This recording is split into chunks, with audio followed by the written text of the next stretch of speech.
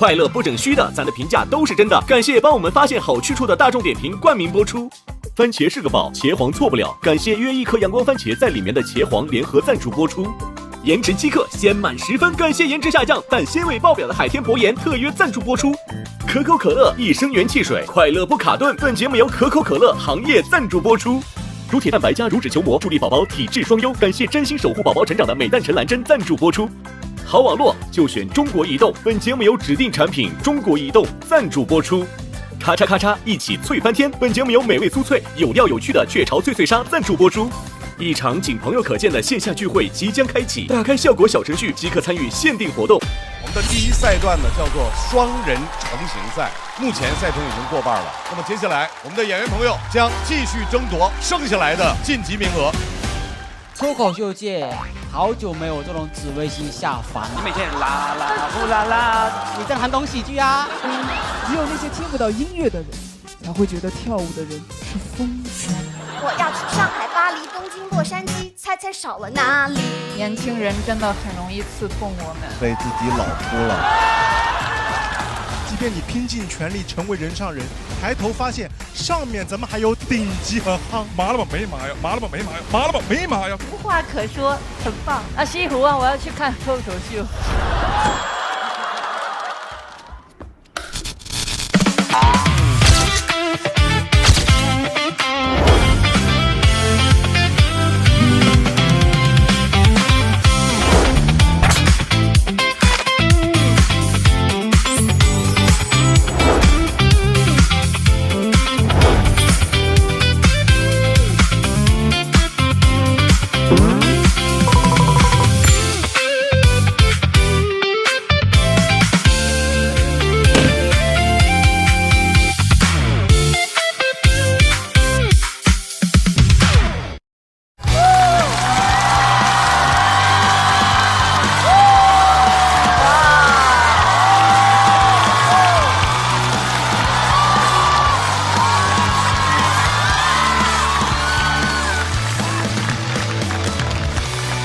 热烈的掌声先送给在座的每一个人。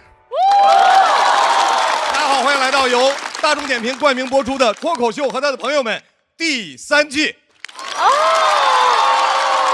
我们来说一下现在的情况啊，我们的第一赛段呢叫做双人成型赛，目前赛程已经过半了。现在来给大家介绍一下我们在这个赛段的规则。双人成型赛2轮 PK 结束之后，如果其中一队2轮全胜，另一队2轮均落败，则胜利队完整保留，小队全员晋级。落败小队将解散，队内选手全部进入待定区。如果2支小队各赢了1轮，那么2支小队都要解散，各自队内票数更高的选手晋级，剩下的1位暂时待定。所有表演结束后，从待定选手中按票数高低补足晋级名额。本赛段共有42个晋级名额，目前我们一共有12名演员晋级了，还有14名演员待定。沙发的区域就是晋级的。晋级的这波又有2在一起的，还有孤零零坐着的一些。2在一起的就说明人家是全队晋级，孤零零的就是他那个队已经被拆散了。各位不要着急，我们现在的拆只是暂时的拆开，他们还会以其他的方式再重新组合。这边坐在小凳上的这些朋友啊，他们现在还在待定区。我们在拉完总排名之后，希望他们能够早日找回属于自己的另一半。掌声送给他们。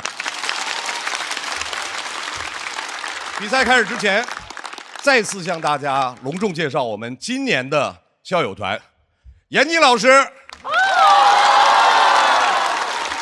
大张伟老师、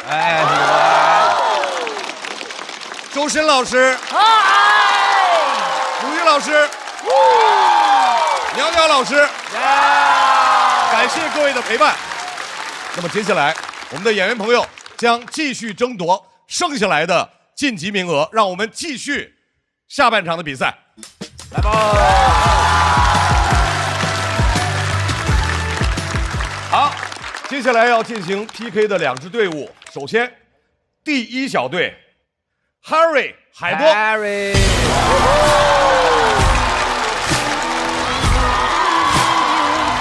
这老外，这老头。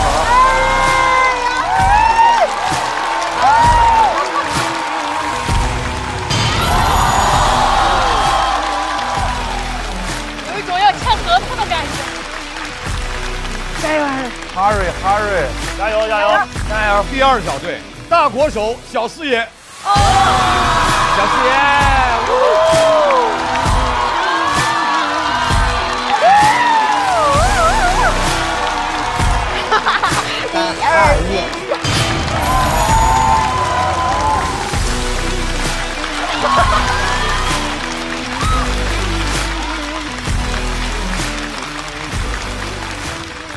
你们两个是怎么组到一起的？看那个简历，我都第一个排除的他。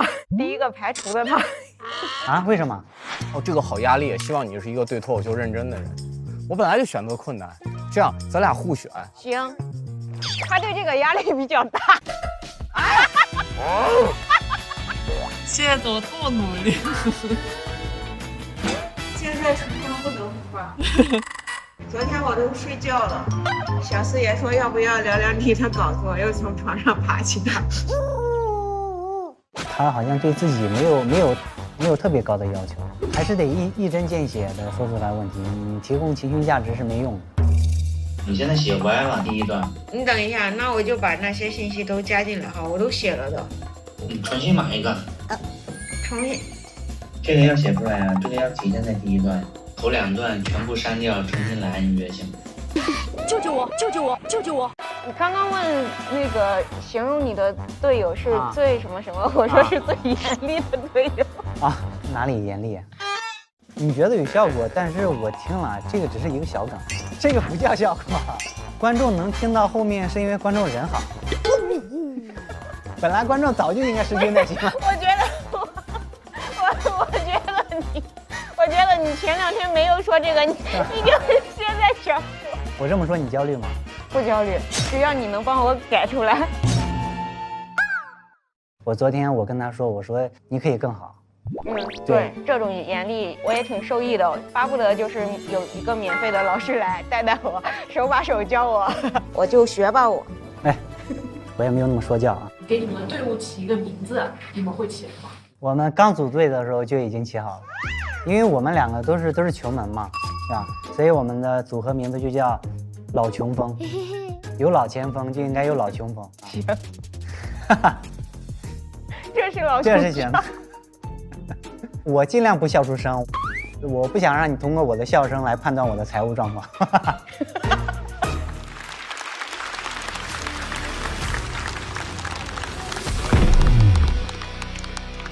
首先要上场的这位也是我们节目的老朋友了，掌声欢迎 Harry。大家好，我是 Harry， 你们好吗？再次掌声送给 Harry。如此大只的 Harry， 马上要和他 PK 的，非常娇小，每年都会在这个现场给我们留下来一些哲学思考。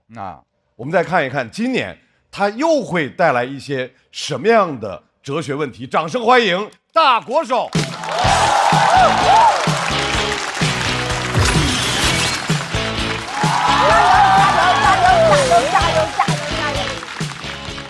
Hello， 大家好，我是大国手。我一直很向往武侠小说里那种自由浪漫的生活。前段时间我就去摩旅了，从成都到云南，很喜欢云南，因为它自由浪漫，不收过路费。想象中摩旅很浪漫，实际上有点狼狈，因为我的车是4手的，油表不准。出发前我就去修，师傅说这是这款车的通病，修不好可以买辆新车，就给我介绍了一款最便宜的2万6。我心想，我出来修个油表，就想让我花2万6。我朋友上次出事修自己，才花了1万3。而且车是突然没油才会熄火出事故，我想我多加油不就行了吗？但没想到一上路我就对油量过度焦虑，为了缓解焦虑，我就频繁加油，频繁到什么程度？一路上根本没有风景如画，只有中石油和中石化。就连朋友的鼓励我都当成提醒，他们说大国手加油，我就真的去加油。有次在加油站，我大喊：“师傅，来给我加满。”结果加油枪刚伸进油箱，就跳枪了，感觉摩托车就嘬了一口。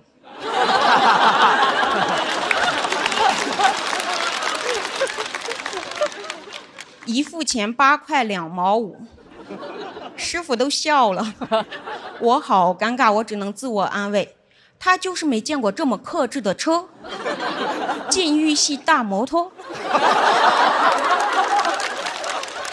加完油我就比较放松，看青山，看蓝天，看导航，看错了，绕了很远的路，没有一个服务区，我真的好想上厕所。后来我都有点急了，我想如果我站起来骑，车速足够快，风速足够大，是不是旅途的窘迫他就追不上我？是不是到了目的地衣服已经干了？你们知道为什么人一在路上就永远年轻，永远热泪盈眶吗？是给眼睛自由坏了吗？当然不是，是因为身体多出来的水分，它总得有个出口。真的没有任何办法，我就只能硬着头皮往前骑，头皮真的很硬，像是戴了2个头盔。骑到最后我都开始怀疑自由到底是什么？是不是一个人的自由它就是限量的？你在家觉得束缚你憋不住，你出去自由你就得憋得住。哲学上经常讨论精神能不能超越肉体，我一直以为可以，结果发现身体根本不同意。一个人要想走得远，膀胱得空，油箱得满。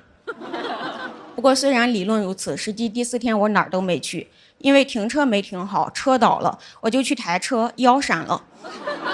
我就在酒店躺了1天，非常后悔，再也不想自由了。我希望有人能把我的自由偷走，把我车偷走。那天晚上我都没锁车。休息了1天之后，我又忍着腰痛继续出发了。这时候我就明白，为什么人能坚持做完一件很难的事情，是因为热爱吗？当然不是，是因为往前骑只用200公里，返回去1100。最后终于骑到了，我觉得自己好厉害呀！1300公里骑了整整5天，一般人都骑2天。反正我也骑到了嘛，我就很开心的在朋友家玩了10天。回去的路上我就在那儿算这趟旅程一共花了多少钱，一路上加油、吃饭、住宿1500，坐飞机1500。对，我坐飞机回去的。摩托车托运1800。我好心痛啊，但我必须得坐飞机，因为我得尽快回成都。我在成都有医保，我得赶紧回去看看我的腰。一路走来虽然狼狈，但那几天我发朋友圈都是永远年轻，永远奔向自由，下一站。这么发朋友圈是因为我装吗？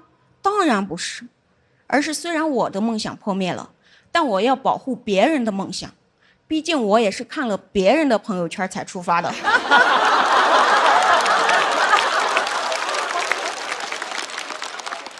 刚发完朋友圈，成都的朋友就给我发消息，我好羡慕你呀，你好自由，我也想去摩旅。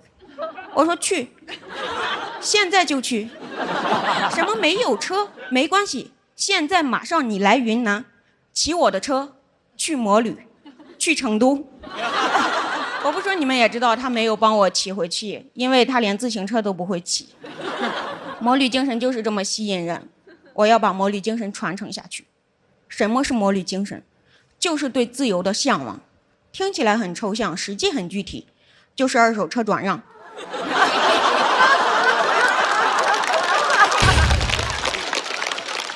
自由就是这样，不会消失，但会转移，会过户。过到我这儿已经过了4次了，也就是我就是自由的第4代传人。以后你们可以喊我自由掌门人，当然也可以喊我自由女神。自由之路虽然充满了坎坷，但我现在能说出口的是只能用语言表达的那一部分，还有很多东西是超越语言的。我希望你们亲自去探索。就像我很喜欢的一句话叫“江湖里面有什么，你不用告诉我，我可以自己去看”。希望你们也自己去看，大胆的去追求属于自己的自由。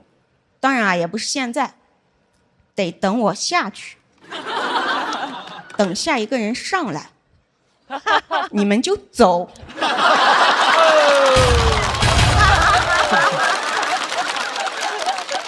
去吧，去自由。当然一定要记得出发前少喝水。谢谢大家，我是大国手。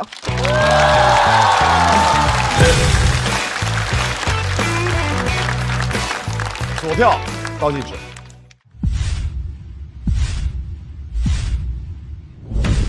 再次掌声送给大国手。哇，大国手还是那么稳稳的厉害。宁儿老师刚才拍的就是说自由原来就是转让，是吧？对，二手车转让。我也一直在想说一句话：自由的尽头是孤独，这是我自己的体验。确实，骑行的路上就很孤独，你会看到很多骑摩托的人都是一个人，但是你看到他们的时候会相互鸣笛示意一下，那个感觉真的就有一种链接感。对，这是你真正骑上了路。我想说，人生的路可能也是这样的。而且刚才那个张绍刚老师那儿。深深的赞同你一句话，就是说你的自由来自于别人朋友圈那个，是不是？那个太对了，这个太对了，这个就跟我一直认为自由来自于枷锁，就是说如果你没有那个枷锁，你也不会羡慕自由。对，特别棒。我就很喜欢这样的出发的那个点，就非常的有共鸣，而且大国手他每次的比喻，他能够让我非常迅速的就接触到那个味儿。哎呦，嘿，怎么回事？怎么了？谁踩着你了？怎么？哎，我作为一个歌手怎么破音了？怎么回事？我就说你的比喻的那个特别的对，是啊，谢谢。我觉得有很多像大国手这样的人，会看到他们的存在，就我们是以不同的方式生活着。可能你看我，你会觉得奇特；我看你也会奇特。我们彼此存在，就告诉对方，如果你不行，人生还有另外一种可能性。多元性，我会觉得很美。像鲁豫老师就是工作上的成就，我肯定也是有所期待的，但是我可能生活就选择了另一条路，但我看到有人在延伸那条路走得那么好，我就感觉很幸福。大国手这么嬉皮士一样的生活方式，把一般的脱口秀演员都衬托得过于主流了。就我原来以为我们很多元呢，对，后来发现还可以有更自由的生活方式。对。本来之前我就在思考就是意义问题嘛，然后我骑车的时候我在想，就是那摩旅它有什么意义？最后我收获的答案就是它就是没有意义的。但是你看到那些景色，然后你骑着摩托车走在两个山之间的大桥上，风从你身边就是呼啸而过的时候，你就是在用你的肉身去走这段路，有一种丈量感，就天地之间只有你一个人，你就会觉得这整个的天地都属于你自己，你掌控了，或者说驾驭了。我觉得是获得了狼狈的自由，但是狼狈的自由它其实也是一种自由。来 Harry 站到大国手的身边，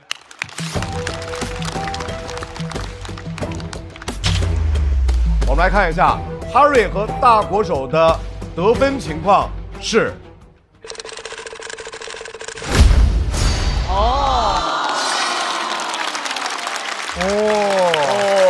差距很小。请两位回到队友的身边。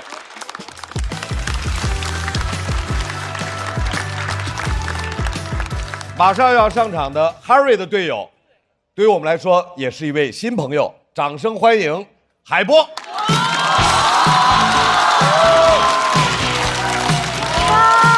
来大战四校。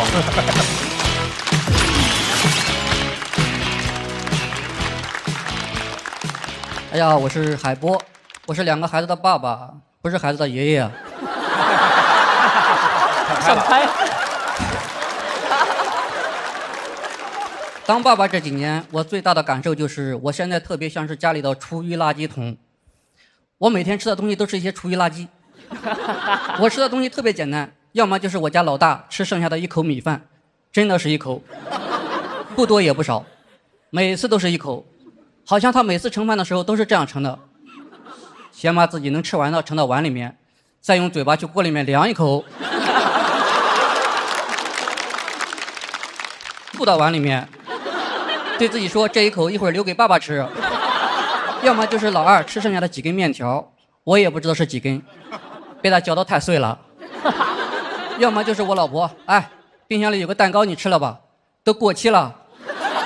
孩子非要买，买了又不吃，我尝了一口，难吃死了。你去吃完吧，我就本能的吃完了。说实话，那个蛋糕不难吃，我吃过难吃的蛋糕，不是他买的蛋糕，是他跟小某书上学着做的蛋糕。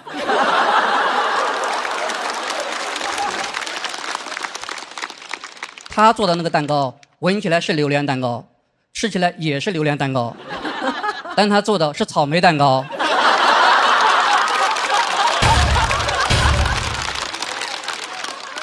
陪孩子出去吃饭，我从来都不点吃的，但是每次我都能吃饱。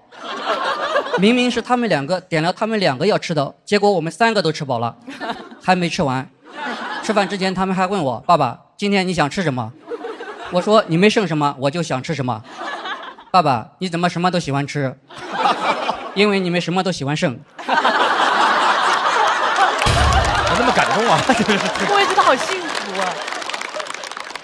这几年我吃的最多的套餐就是儿童套餐，我当儿童的时候都没吃那么多，吃到我现在都有点返老还童了。你看我现在长得是不是有点鹤发童颜的意思？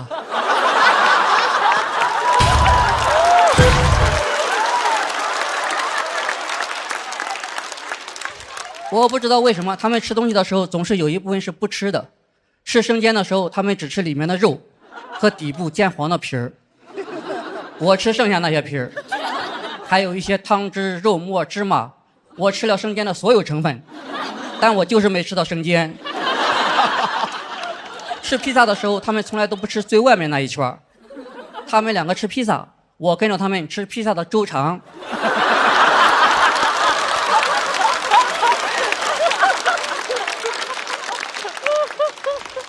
你知道现在我有多厉害吗？我回家把他们剩的披萨吃完，我能在肚子里面算出来这是几寸的披萨。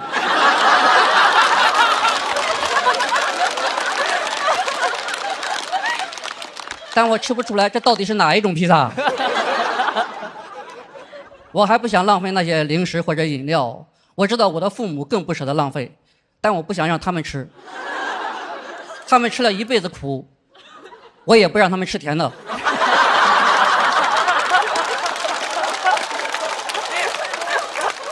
所以我吃到现在我都喜欢吃了。我经常在心里想，幸亏他们没吃完，我才能吃得上。有时候我问他们这些剩的你们还吃不吃，他们说吃，我很失望。我不该问他们，我该直接吃。家里那些带果粒的酸奶饮料，他们把酸奶喝了，把果粒留下了。你很难评判那个果粒它脏还是不脏。你说它脏吗？它上面干干净净的，一点酸奶的残留都没有。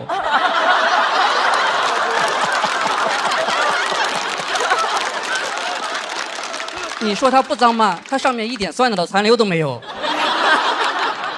他们平时喜欢吃的一个零食，形状是个小蘑菇，上面蘑菇头是巧克力，下面是饼干，它是一个巧克力饼干，我管它叫饼干。这指桌头啊！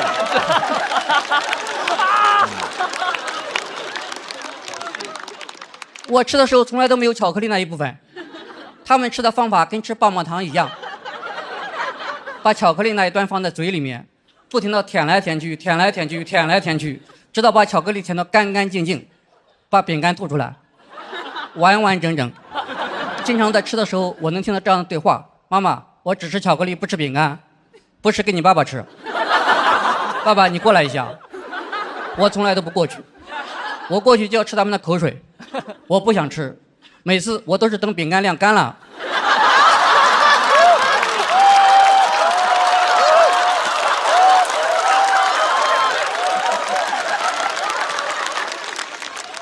那样吃起来更脆一点。阿甘正传里说，人生就像一盒巧克力，你永远不知道下一颗什么味道。他能吃得上巧克力，他就是没带过孩子。我的人生像一盒巧克力饼干，我知道巧克力什么味道，但我永远都吃不上，这才是我的人生。我家里还放了很多舔完夹心的夹心饼干。哦。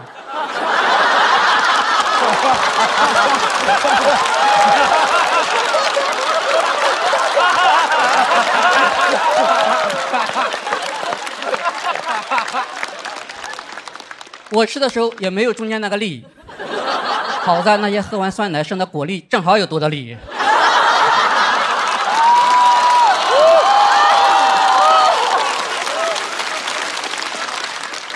我都是2个嗷嗷饼干夹着酸奶的果粒一起吃。嗷嗷的广告语叫什么？扭一扭，舔一舔，泡一泡。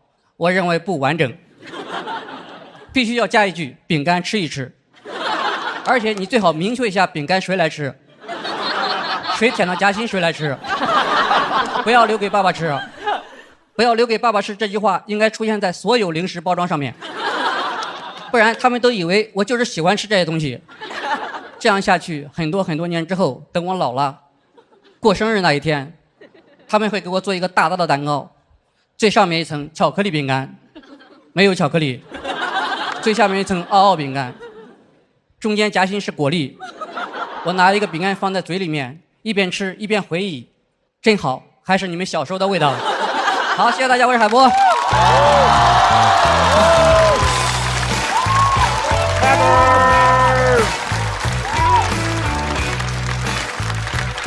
干干净净。对。锁票倒计时。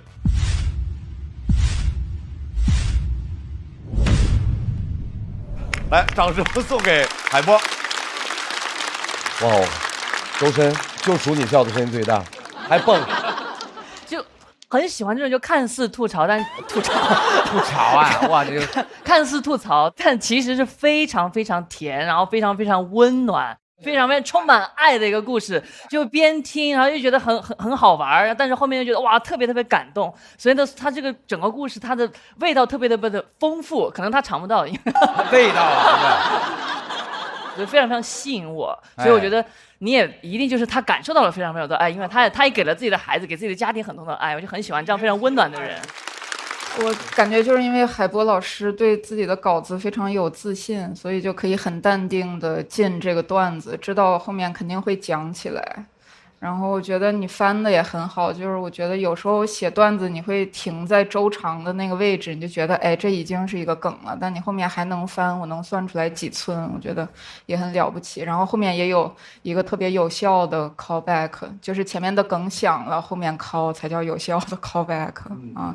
然后我也觉得，男生不用担心自己年纪大了自动会有灯味儿，就是，对，实际上还是能让别人感到温暖和善意的，就是，很棒。首先我觉得非常非常棒，从内容到表演都非常棒，无懈可击。我2点感受：第一，我赞同周深讲的，这是个秀幸福的段子；第2点，让我深深的怀念我的爸爸。谢谢。这个故事听着就是感觉，真的是明明就是感觉很可怜哈，但是又极其的可爱，就是这么个故事，就是孩子吃冰他吃棍儿，就感觉脏不脏的这事儿。然后到后来你听着就感觉哇，这种甜蜜的负担就是特别的美，然后特别喜欢这样的作品，棒棒的。其实我没有感觉到很幸福或者很甜，对我每个人的感受不一样。但是我真正听到的是，就是酸辣苦，就是我们人生的这很多的味道。你说你真的是感觉很甜很幸福吗？我觉得也不是吧。你也有一种无奈，你也有很多的这种东西。因为我现在也在家照顾老人，就是他们吃了一辈子苦，现在他们还不能吃甜的。就是你把这人生的所有的味道，在每一天去品尝。所以这个是让我觉得非常就是我非常觉得很让我就是动容吧，我可以这么说。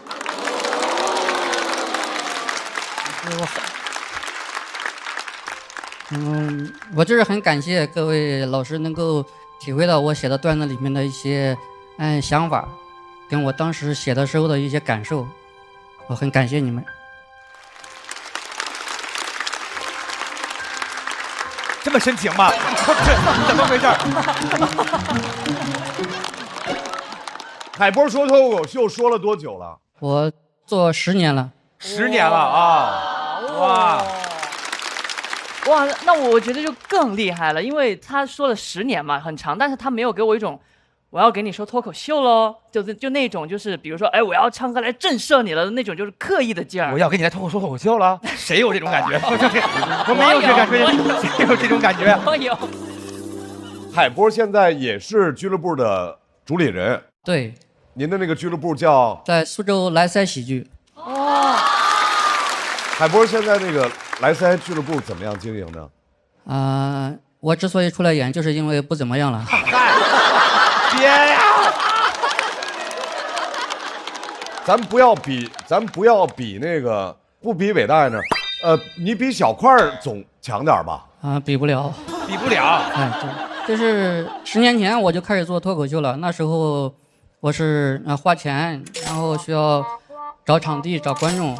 后来我就做了脱口秀剧场，现在也是花钱。以前花钱讲脱口秀，现在花钱贴补剧场。那你的钱从哪儿来呢？因为我还有个工作。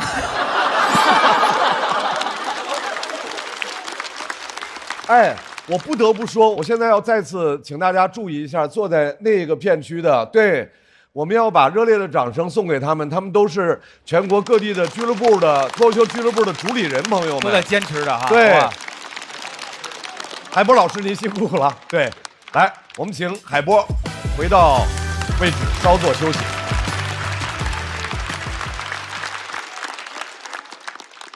就是闫妮老师在点评我段子的时候，他说的非常的精准，就是说到了我的心坎里面。因为当时我在创作这个段子结尾的时候，我那时候眼睛也有点湿润，就是因为我想到了我的父母，也想到了我的孩子，也想到了他们人生的酸甜苦辣。就是我最后那一句就是在说，可能孩子想念妈妈的味道，但是如果你成了妈妈或者成了父亲，你也会想念孩子的味道，想让他像小孩子一样过无忧无虑的生活。我希望我的这个稿子让观众听完之后能够更热爱自己的亲人和热爱自己的生活。下面要出场的这位朋友，加油！是去年最为亮眼的新人之一，掌声欢迎小四爷。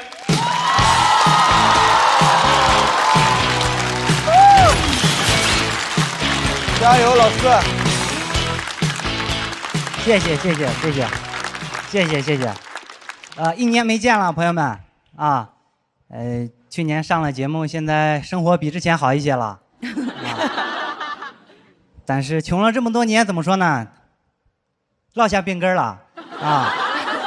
现在在花钱这方面，我感觉还是像以前一样，1分钱都不想多花，所以我对性价比的要求不是一般的高啊。这么说吧，你们可能是想把钱花在刀刃上，我即使花在刀刃上，也希望它是把双刃剑。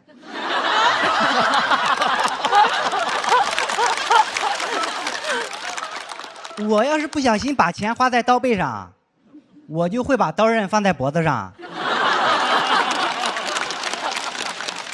而且我觉得钱怎么赚的就应该怎么花，我辛辛苦苦赚的钱就应该辛辛苦苦花，对吗？但是追求性价比的路困难重重，你们也知道，商家会想很多套路多赚我们的钱。就拿买抽纸来说吧，他们经常给我们出一些数学应用题，90抽24包的跟110抽18包的。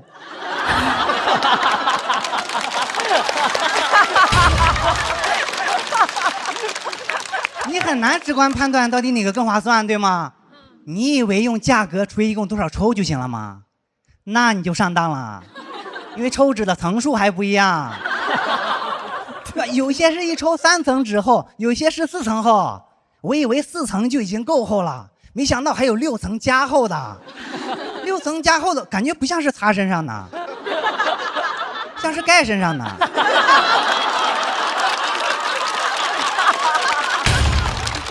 太有生活。我得算出来1层纸多少钱，你以为这样就够了吗？那你又上当了。哎，我那天看到同品牌的抽纸啊，一个是一包110抽，一个是120抽，价格居然一样。哎，这肯定有猫腻啊！我仔细翻看商品详情页，终于发现了，宽度窄了6毫米。哇，这日子过的，他就故意找茬的，回来就是去超市里。我很无语，原来抽纸也是分大小尺码的，他们会把抽纸分成 S、M、L 3个尺码。但你要说人的身高体重不一样，衣服分尺码我能理解，但抽纸啊，大家嘴差距这么大吗？国家标准并没有规定这3个尺码到底是多大，他们自己乱分，很烦，乱到什么程度？我看到有些品牌的 M 码还不如另一个品牌的 S 码大。我问客服为什么，客服的回答一点都不内耗，他说咱只跟自己比。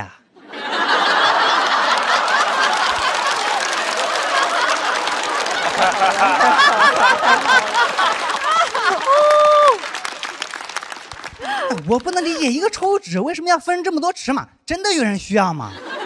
抽纸真正有用的不就是中间的部分吗？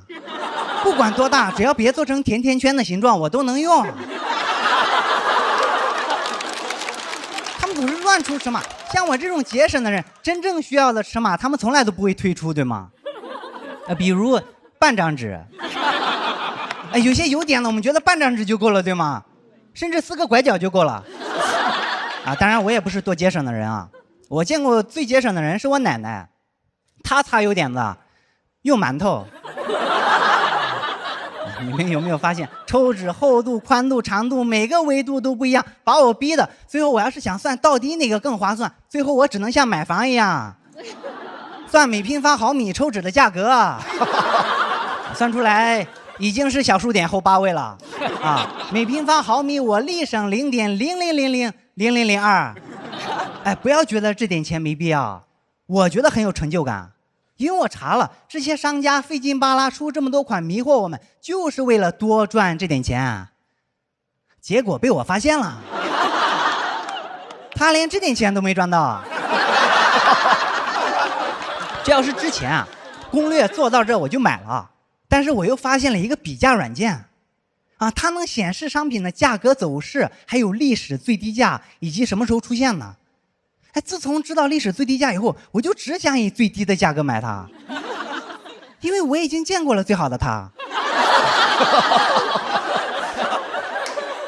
而且知道最低价以后，还有一个好处，就是我跟客服砍价心里也更有底气了，因为我知道它能更便宜啊。我之前买东西嫌贵，跟客服砍价心里都没底啊，我不知道到底能不能便宜啊，我只能把线下砍价的话术照搬到线上。我说你再给我便宜点，我就买了。他说不能再便宜了。我说你不给我走了啊。他不理解，发了一个问号。然后我给他发了一张从这个软件切换到拼夕夕的截图。但是现在不一样了，我已经知道最低价了，跟客服说话明显更硬气了啊！有时候等不及了，我也会主动出击。我说你这价格不对呀，你再给我便宜点呗。客服说之前没这么卖过。我说我再给你一次机会，你重新说一遍啊！需不需要让我提醒你4月12号那天晚上发生了什么？他说之前确实有过这个价格，但那天价格已经过去了。我说虽然那天价格过去了，但我是从那天过来的。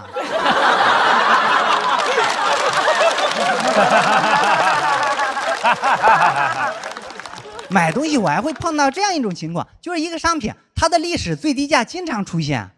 经常出现的历史最低价，那能算是历史最低价吗？那不就是日常价吗？这样的历史最低价太糊弄人了，我不会买的，而且买起来毫无难度。我甚至产生了一个大胆的想法，我想创造历史。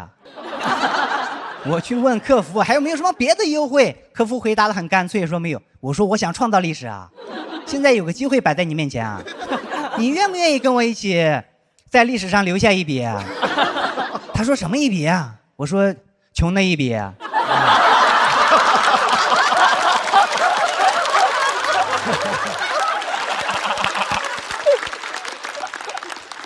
我这样买抽纸绝对是世界上最便宜最划算的，我见人就分享。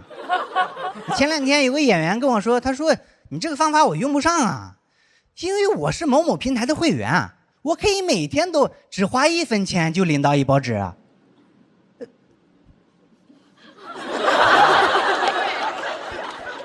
你怎么不早告诉我？我也是会员，你都领了1年多了，我天都塌了。我赶紧去找平台客服，我说之前没领是因为我觉得一包一包领太麻烦了。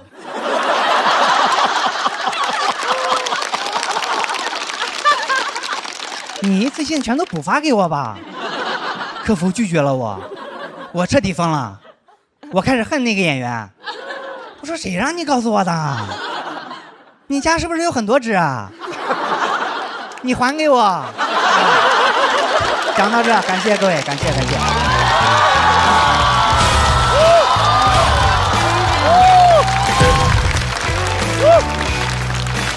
来，抓紧最后的投票时间，给小四爷投票。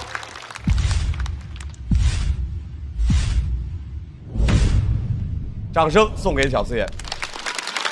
谢谢，谢谢我对他印象特别深，就觉得他总是能够把一个我们认为就是可能我们脑子里面就一下就过去的事儿，就不至于的一事儿，非要把它拽着不让它过去，然后把它一层一层剥开，一层层剥开，像洋葱一样去看一下它有趣的点在哪里，然后反复的对比。你生活当中真的没有其他事情可以忙的了吗？其实是这样的，就是买东西的时候。大家不可能完全不看价格，对吧？对，肯定有。但是如果明知道里面有猫腻，我还不去破解，装不知道，就显得我很傻。其实抽纸它是一种消耗品嘛，就是如果我认准了这个东西，其实我后面就会一直买它。当然我也会不定期的抽查，我看它到底是不是最划算的。它也会在慢慢涨。某种程度上又能够成为自己的创作的来源，然后某种程度上也算生活的小乐趣吧，算吗？对，算嘛。其实性价比这种事儿，平时大家都会有。而且四爷，我觉得咱们这段播出了之后，会有抽纸厂家找你代言。大家会觉得他的那个厂家非常的性价比。各位现场的朋友，觉得我说的有道理吗？如果咱们这样啊，我现在跟那个抽纸的厂家说一下啊，如果找四爷做代言是这样，麻烦你们真的把价格打到最低，为了小四爷自己的名声。四爷严选，宁老师，我就觉得你的名字叫四爷，就是你四爷，就感觉你这个人就是像个韩人一样。阔少对，小阔少啊。虽然可能名字是四爷，但是我也愿意做一些与民同乐的事。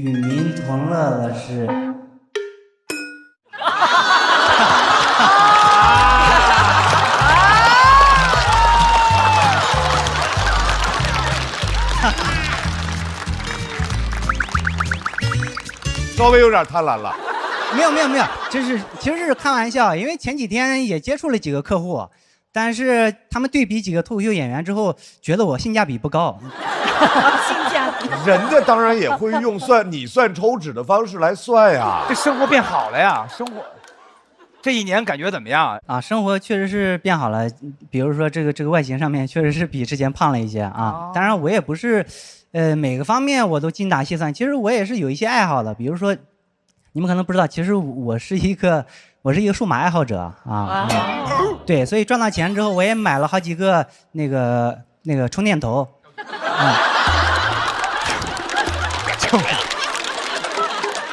他在耍我们，被耍了。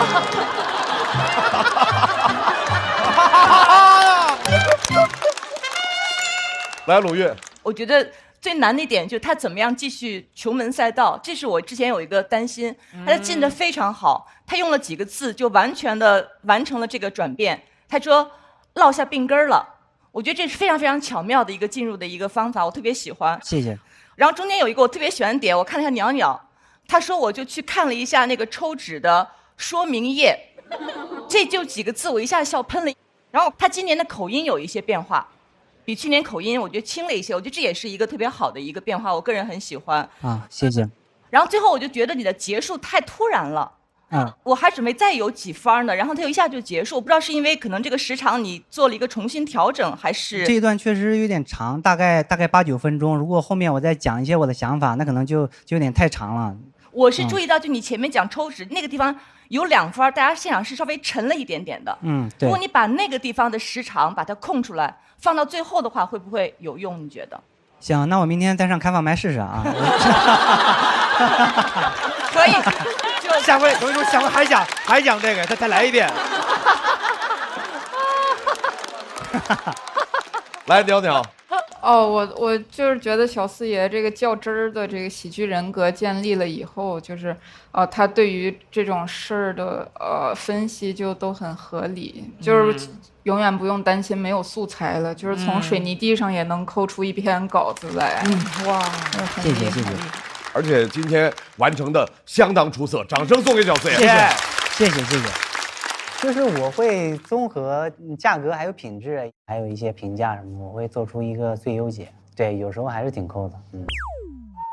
因为我们镇没有通高铁，也没有公交车站，我爸开3蹦子来隔壁镇接我。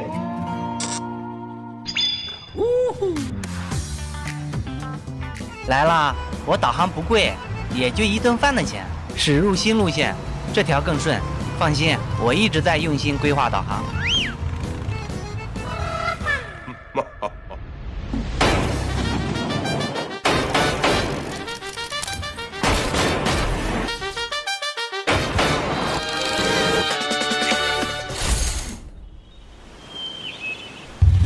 阿房宫赋，唐·杜牧。5步1楼，10步1阁。Hello， 啊，稍微参观一下我家啊。廊腰漫回，檐牙高啄，长桥卧波，蔚云合龙，各报地势，勾心斗角。在不上学的年纪住上了学区房。一机一容，静态极言，慢立远视，而忘性焉。盘盘焉，圈圈焉，蜂房水窝，处不知其几千万落。这个就是我得知噩耗以后1分钱领的纸，虽然说有点小，但是也是大品牌，然后每天领1包也根本用不完。这个就是现在生活好了以后也会追求一些生活品质，我也买了一些高端的抽纸。我用的时候发现它太大太厚了，我一般都用来商务接待啊。今天你们来了，我可以请你们用啊，没事你用，可以奢侈一把。如果你很有自信，觉得自己是高性价比的商家，你可以找我代言，我会为你们发声。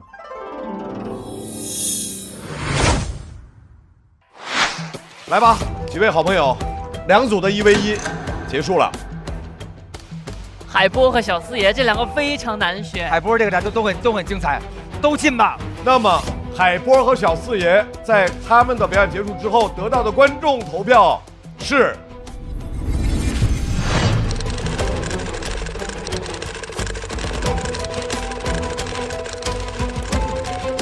我觉得应该是海波吧，我觉得是海波。啊，真的吗？我觉得小四爷能赢。海波这个，我觉得我应该很高。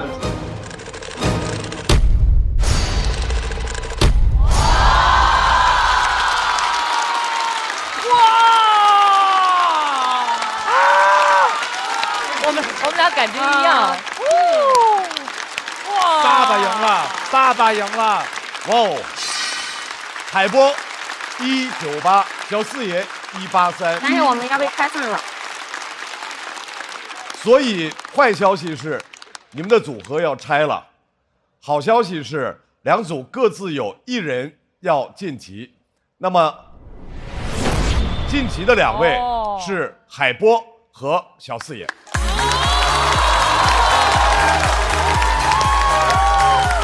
哈瑞和大国手进入到待定席。掌声鼓励这2组的4位优秀的演员。波哥这场太牛了，太牛！但确实难，就非常的难。主要是我进了大会，再次，赛制就是这样。哦，松了一口气，吓到了，我以为小四也要坐这边。他刚刚跟我说 sorry， 我说为啥？他说是因为他没有进。我才反应过来，原来是他的锅。你没反应过来啊！我想说，胡总太善良了，但他一直担心大锅，他一直担心小四爷。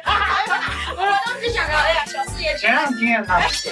小四爷进了，我就松了一口气，生怕给他拖后腿，没想到是他拖了我的后腿。马上，我们又到了新的一组要上场的时候，第2轮的 PK 关系，第一支小队，掌声有请，粽子菜菜。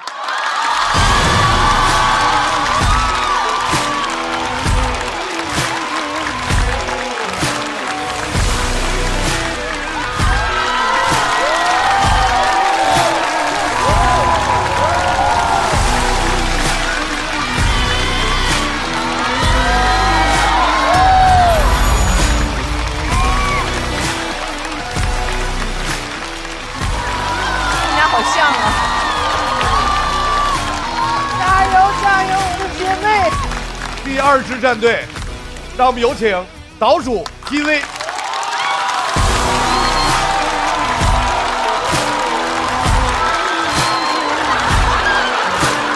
刚才这是甜美，这是傻逼。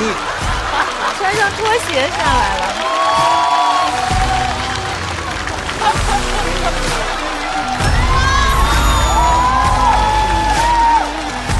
暴力手诀，哇！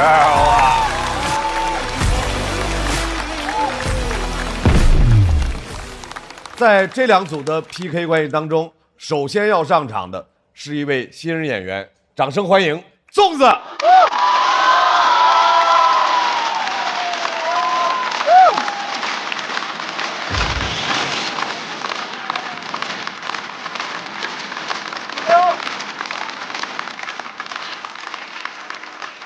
大家好，我是粽子。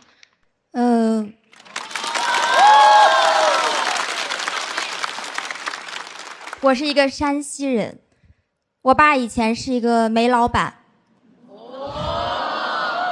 现在是一个山西人。1997年，山西全省煤矿数量高达1万余座，我爸春风得意。赚到钱之后，就开始给家里换东西，换车，换房，换老婆。我爸觉得在外面应酬，找个年轻漂亮的，有面子。山西人就是这样，好面。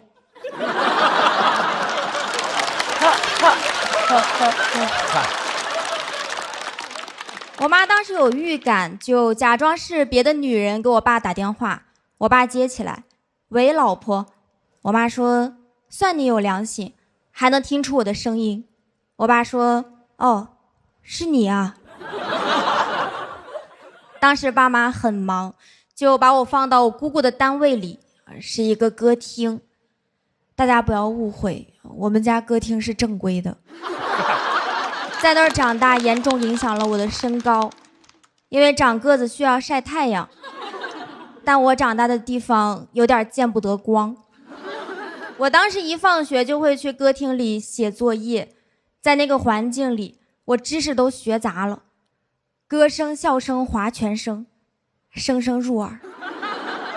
红酒、洋酒、葡萄酒，99乘法表。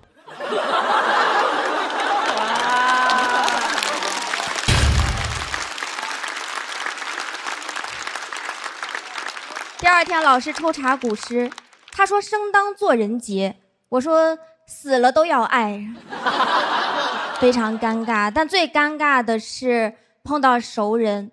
我们那个城市非常小，我有一次在歌厅就碰到了班主任，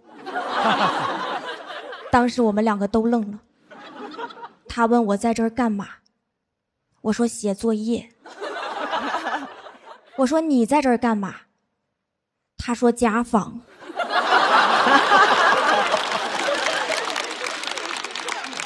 那是我见过最敬业的老师，家访了一整晚，走的时候嗓子都哑了。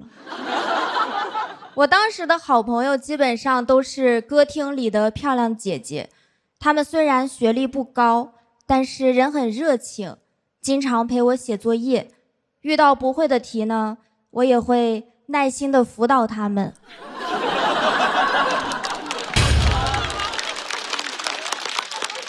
我要是写完作业，他们还会教我玩游戏，我学的也很快。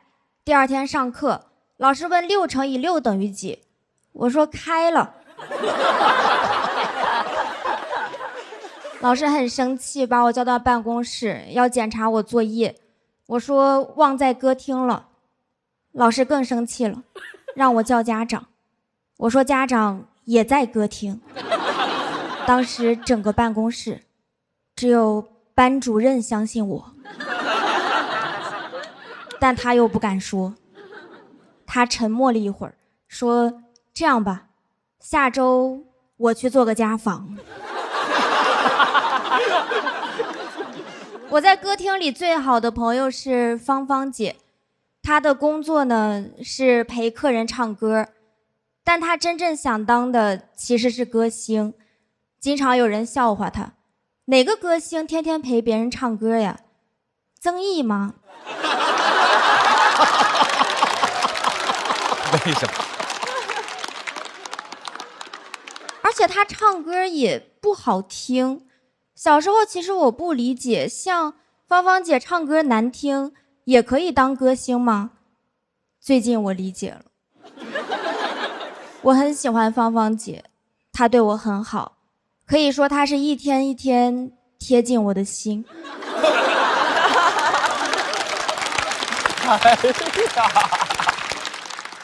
我甚至想成为芳芳姐。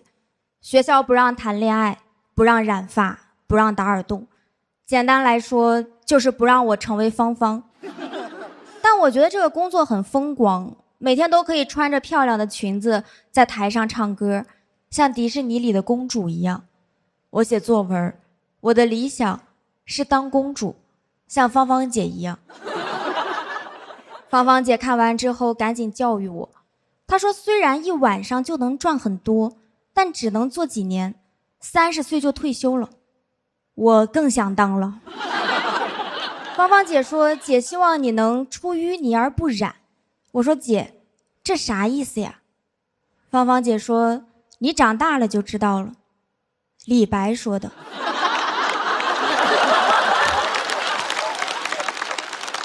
很多年之后我才知道，芳芳姐是没有退休金的，而且这个工作呢也不风光，歌厅是娱乐场所，也不是娱乐圈儿。听了芳芳的话，我就继续看书，但看着看着也会怀疑读书的意义。歌厅的装修非常浮夸，金碧辉煌，在秃头叔叔的反射下更加闪亮。包厢里每天有多少叔叔，就有多少灯球。老师说书中自有黄金屋，我一抬头发现自己就在黄金屋，黄金屋里全是书。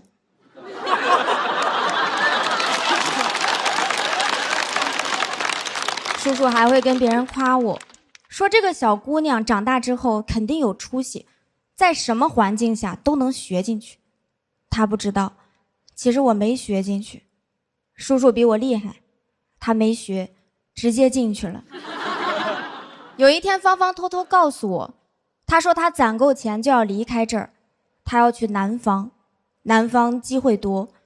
很久以后我才知道，他说的南方是河南。对于芳芳来说，离开山西就是南方，北京是南方，北极也是南方，没人认识的地方就是南方。哦。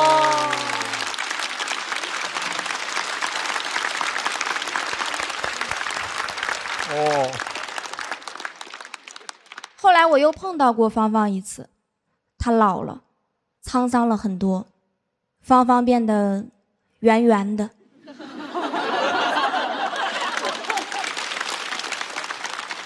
我差点认不出他，但他还是一眼认出了我，因为我和5年级的时候一样高。他拉着我的手问我：“你上大学了吗？”我说：“读研2了。”他叹了口气，说：“哎，你还是得上大学呀。”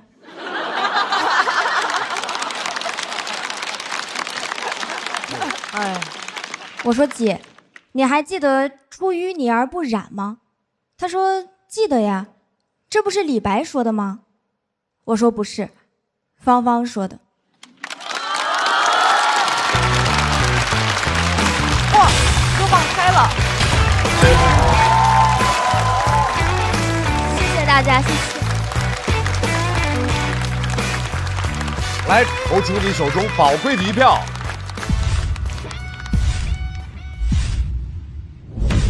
再次掌声送给仲宇。哇哦，一个文艺电影。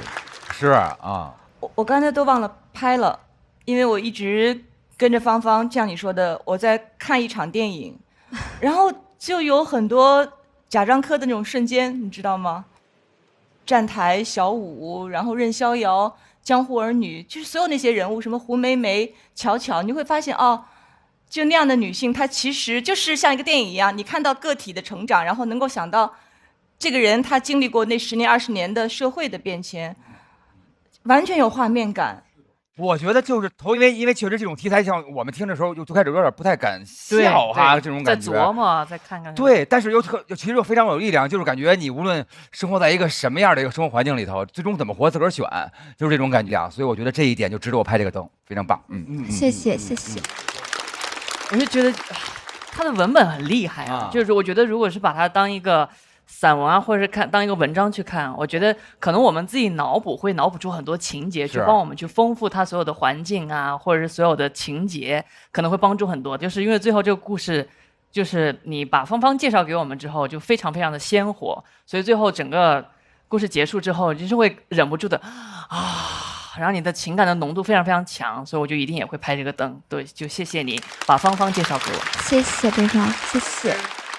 我讲的是一个女人和一个女孩的故事，但是我刚刚突然意识到，她那个时候其实也只是一个女孩，这其实是2个女孩的故事。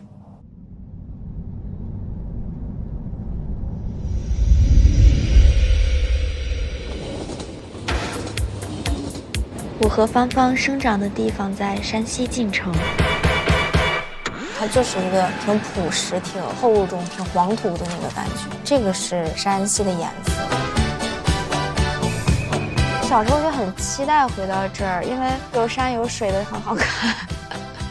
用漂亮来形容老家，好像都会感觉有一点太浅了，就感觉这好像是一个很厚重的地方，是一个发生过很多故事的地方。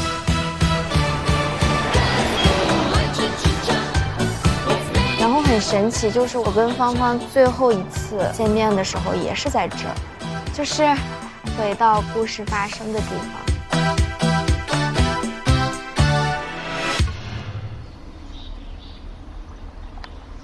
这就是最后一次遇到芳芳的那个地方，因为太久没见了，然后不知道该怎么表达情绪，然后就没忍住就哭了，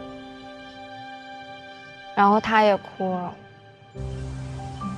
他变胖了，然后就是他年轻的时候，他头发是那种大波浪，然后就是放在这边，涂那种颜色比较艳丽的口红。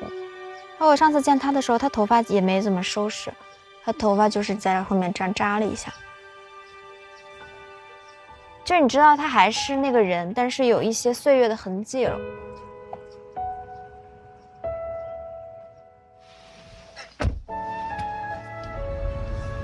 当时我写的时候，那个方向其实是我后面再也没有碰到过他，好像才合理一些。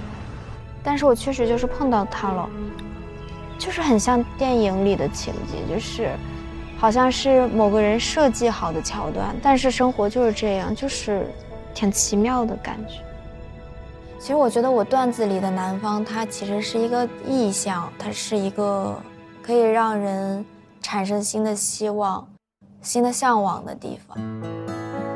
当你很年轻的时候，你会觉得很多瞬间没有那么重要，也不会觉得眼前的人有多么重要，这些街道有什么特别的。但我这次这么仔细的看这个地方，我就发现，当你愿意仔细的去看一个地方或者一个人的时候，可能就代表你要离开这儿了。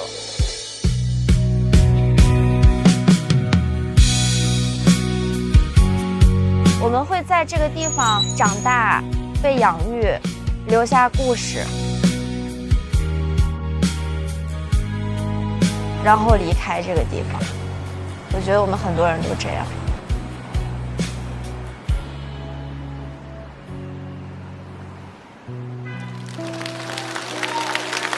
粽子的表演非常独特，其次文本，故事性非常强，代入感非常强。虽然我手里没有灯，我是一个不配拥有灯的人，但是我非常喜欢。哦，谢谢小老师，掌声送给粽子，谢谢，谢谢。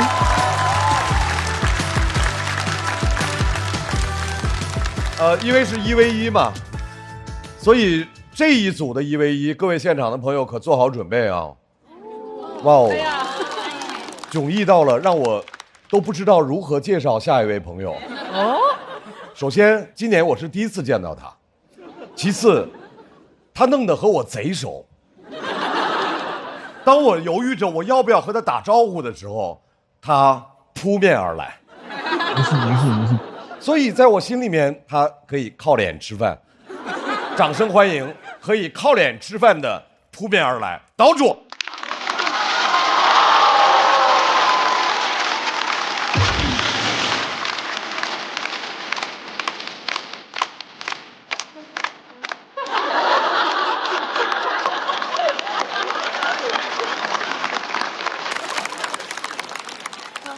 脱口秀就这么简单。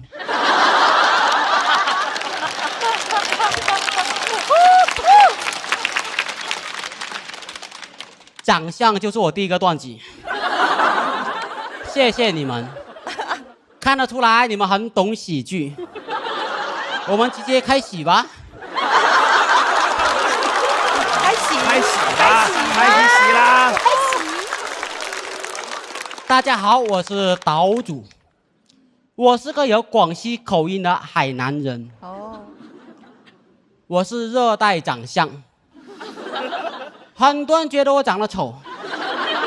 没来说脱口秀之前，我从来没有意识到长得丑，因为在我们村，大家都长得差不多。有时候搞发型，照镜子呢，哎呦，我还有点小帅的嘞。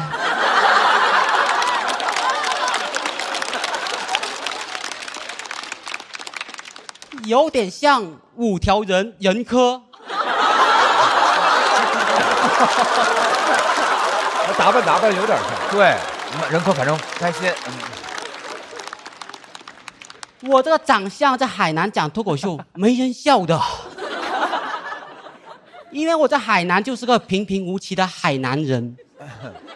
但我一出海南，我就是个先天喜剧圣体。我第一次来上海讲开放麦，还没说话，大家就笑了。走出海南，我才知道，我就应该去外地讲脱口秀，家丑就应该外扬。脱口秀界好久没有这种紫微星下凡了，是时候给内娱一点小小的震撼了。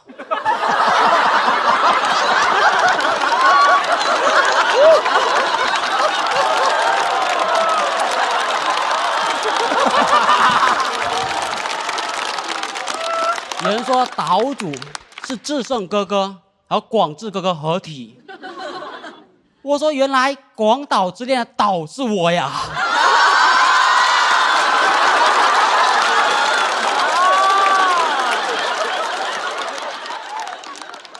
因为长相我得不到尊重，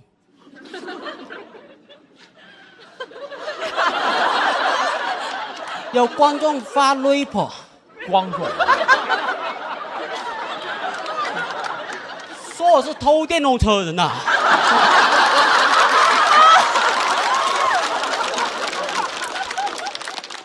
我没有偷过电动车，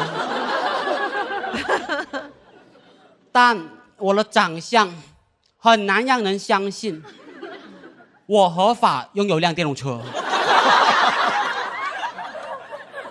我说我没有偷过电动车，他们说你偷是电瓶。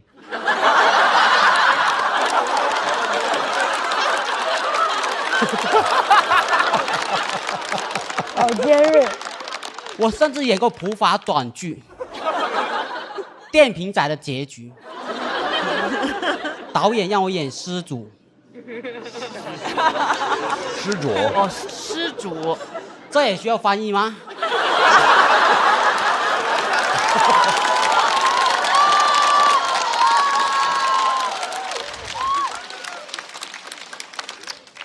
失主就是丢失电瓶的主人。没戏没戏，节目播出会有字幕的。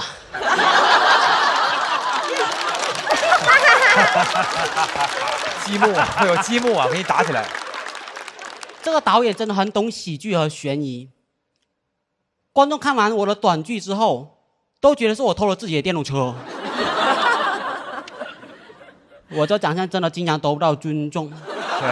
我去机场，不小心走到贵宾安检通道，工作人员只看了我一眼，先生，经常在那一边，他都没有看见我的机票啊，怎么怕我透视眼，然后看透我是个穷人，穷人也是我们海南人的简称。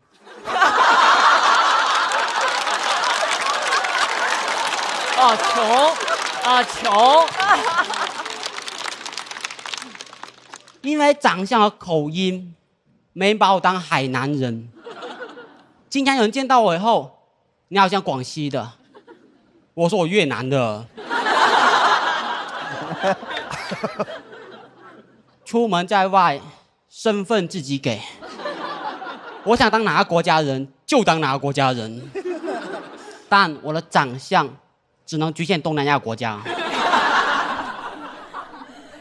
我去东南亚旅游，他们都让我走本地人通道。我说我是个海南人，很多人感觉我家里有熟完的椰子。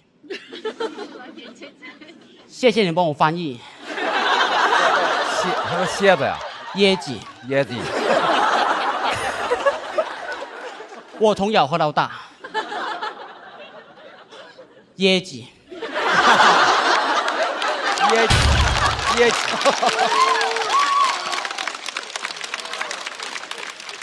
喝多了就长我这样。还有椰鸡直播间的主播也该是我这样的，椰鸡代言人也该是我，没人比我更合适。我会爬椰子树，我会摘椰子，我身上穿的是椰子，正宗椰鸡就该正宗海南人代言。徐东东只是个东北人而已。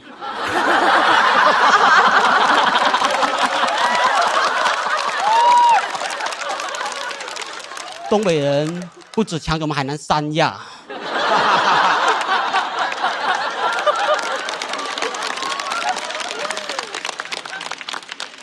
我想代言椰鸡，广告语都想好了。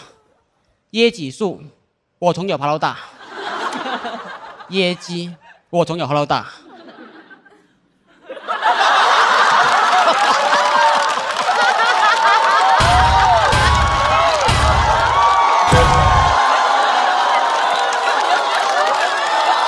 他一上来就摆这个就武装了。来了。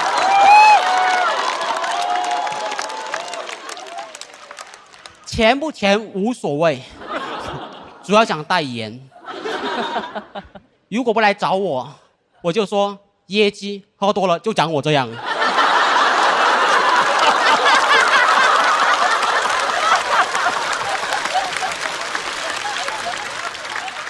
我身上穿的衣服叫做海南岛服。我每天都穿，他们都以为这是我的皮肤，他们还担心我呢。岛主，你这衣服只能是夏天限定，你冬天在上海穿什么呀？我的冬天谁要住你们上海啊？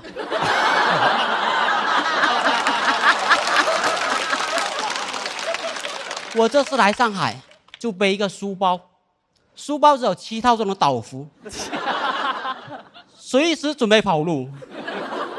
今天骑电动车来的，你们有个人可能要走路回去了。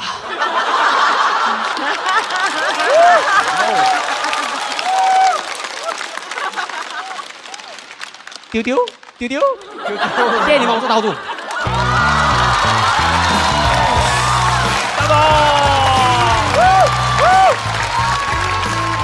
来，抓紧最后的投票时间，锁票倒计时。再次掌声送给岛主。哇塞，岛主可太倒了，我感觉。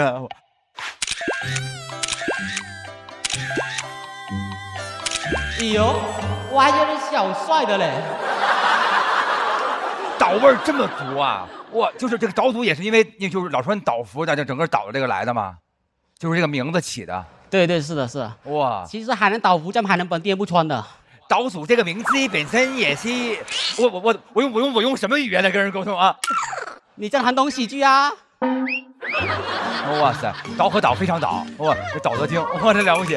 哎呦，你真的是带了7套来的？对，带了7套，主要是便宜嘛，这套25块钱。啊，就是多买了便宜。对对对。啊，我们这个节目《脱口秀和他的朋友》到了第3季，所有的脱口秀演员们心都野了。啊，小四爷是想要代言抽脂，这上来之后就直接要代言椰汁，而且恐吓别人，说不喝就长我这样。哎，地图也可以的。语音包，语音包。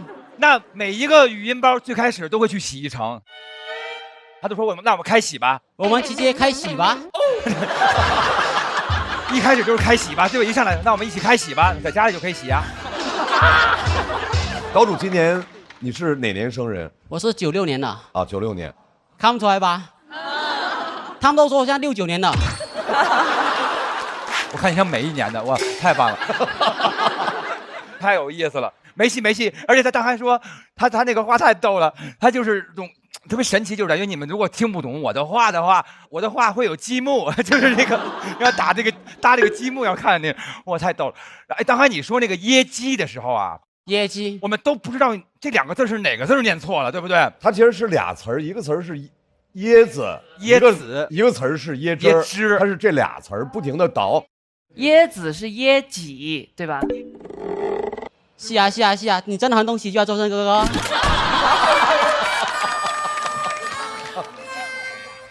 来，鸟鸟拍的是很早的。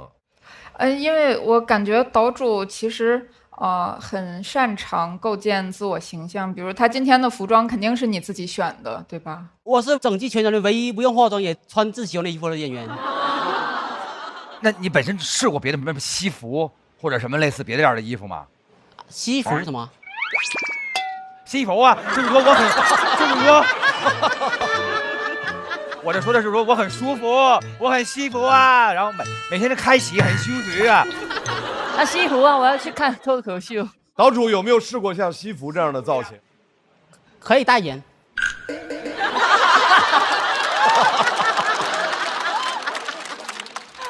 他其实上台的第一句话我想拍灯了，他说你们喜剧就是这么简单啊。那一刻我就想拍灯，因为在这个舞台算是新人首秀嘛，我觉得每个人的新人首秀其实那一刻非常重要，就你以什么样的形象呈现出来，像刚刚娘娘讲的，以一个什么样的喜剧人格，包括什么样的造型呈现就非常重要。他目前是人和他的文本口音一切都是浑然天成的，真的。但我特别好奇，你将以你这样的形象就贯穿，如果你走到比如下一轮再下一轮一直往下走的话，始终这样的造型吗？因为他有7套呢，可以一直换。他可以走7轮。我走步算步吧。哦，走一步算一步。走步算步，走步算步，对吧？走步算步，对。您一出现，我就想起了徐志胜的鬓角，就是当时那个感觉就出来了啊。我最喜欢他的是，是说徐冬冬是东北人，然后下一句话是东北人已经夺走了我们的三亚，太好笑了。妮儿姐，我觉得有一点我是感受到了，其实就是他在他的讲述过程中越讲越开心，我能看到他的开心。开始一直在说他长得什么样，但是他讲着讲着，我就觉得他很可爱了。呦喂，还绅士了一下啊！我觉得咱们节目播完之后，任科一定会跟你一块聊聊。所以都得夸啊，对，必须的。岛主还是挺可爱的，然后他一说任科那帮，就还真是那副，就老在反正他们是属于那种吧，光天化日之下，在门口能站一天，没有任何事儿干，就在那站着，说哎过去了，哎，就这么，他可以一天什么都不干。他们是那种非常闲散的，我觉得一个闲散对于当代人来说是一种美德啊。哎呦，我还觉得小帅的嘞。我们在忙些什么？我们在证明我们是个什么？我们不过就是一堆人而已。他就是活得像个神仙一样啊！我认为岛主，这节目结束了之后，一定能拿到代言，一定能拿到代言。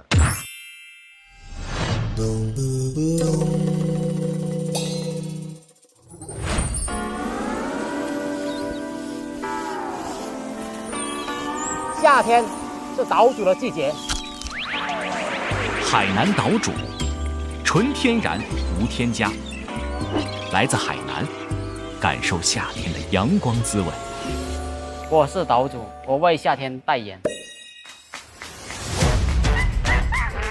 椰树，我从小喝到大；椰子，我从小喝到大；拖鞋，我1块钱一双。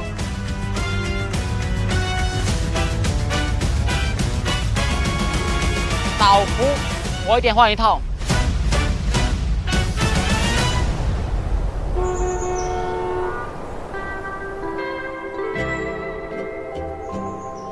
有时候生活很热，有时候生活很吵，有时候椰子树上的你下不来，有时候电驴没电了还在半路。但不管遇到什么事，也不要忘记现在是夏天。海南没有冬天，岛主过夏天。喂，冬天吗？这里没你戏啦。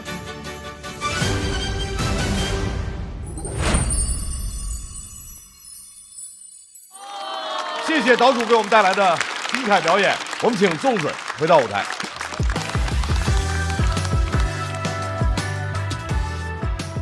好，来，教团的票数没有差别，在现场的观众投票结束之后，粽子和岛主分别得到的票数是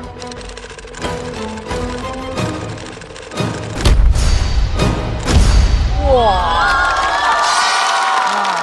岛主185，粽子稍微落后，请2位回到队友的身边，等待下一轮1v1的结果。马上要上场的是我们的老朋友，掌声欢迎菜菜。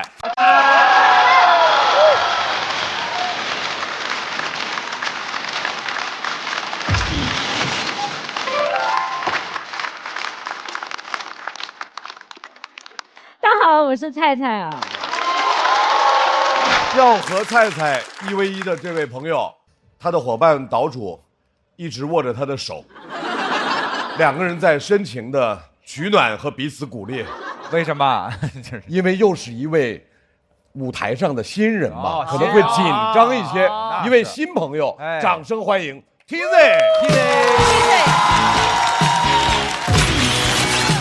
铁子，TZ 是不是铁子的意思？OK 啊，谢谢大家热烈的掌声啊！自我介绍一下，我叫 TZ。我家收废品的，就小时候我爸经常会从废品站给我带回他说到的玩具，就导致我从小家里玩具又特别多。就我每次想买新玩具，我爸就说你等一等，别人的玩具早晚都是你的。但就是这些玩具我只敢在家玩，我从来不敢带到学校去，你知道吗？因为我怕我同学看到，越看越眼熟。基本上衣服也都是收来的，有些衣服真的非常劣质啊。但是上面的 logo 非常大胆，都是什么 LV、爱马仕、范思哲，我家人都不懂，给我穿到学校去。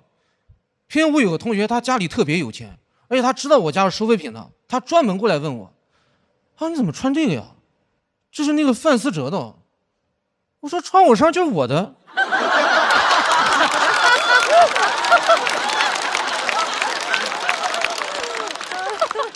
我差点当场跟他吵起来，我说你把范思哲叫来，他自己都不要了。很多人真的会问我，他说你家收废品哦，那你家是不是说特别有钱？说实话，我真的不知道，因为小时候我们家一般用不到钱，就几乎所有的东西都是收来的。这我小时候我也不知道，我当时特别需要一个台灯啊，就我求了我爸1个礼拜，最后我爸终于答应我，他说台灯是吧？行行行，我这两天帮你留意一下。对，到了跟你说啊，到了跟你说。我当时就反应过来，原来我们家那些电视机、电冰箱都是我爸辛辛苦苦从外边给我留意回来的。我感觉我爸好厉害呀，就家里缺什么，他说我留意一下，就有了。真的，我有时候在思考这个世界的本质，我说是不是我爸的意识决定了物质啊？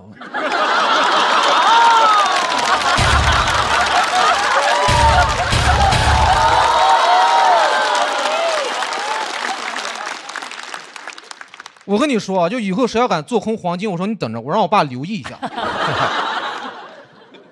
所以我们家现在用什么呢？就取决于你们家之前用的是什么。啊，我们家现在过的就是你们家10几年前过的生活。我最近就听到很多人在说特别怀念以前经济上行时期的红利。我说我们家现在正在吃。对，你们要是来我们家，我就送你我们家现在最流行的玩具福娃欢欢。还在更新中。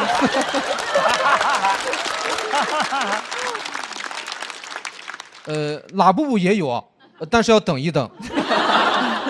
冰墩墩正在路上，你知道。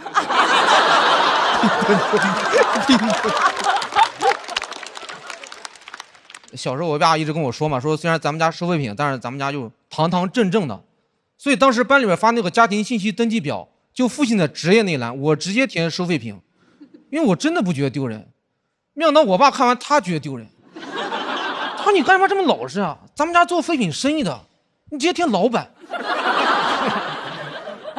我不敢填老板，最后我填跟老板意思差不多，但是稍微小众一点的，我填的是资本家。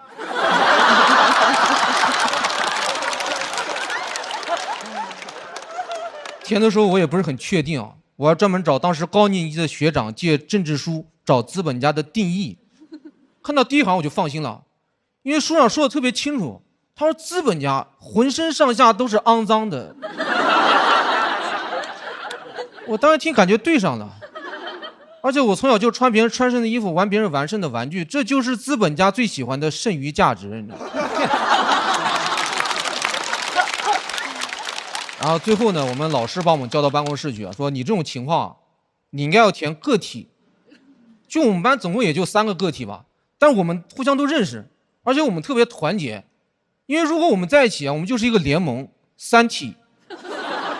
跟你说，就如果有人来问我们说你们家是做什么的，我们的宗旨都非常统一，就是不要回答，不要回答，不要回答。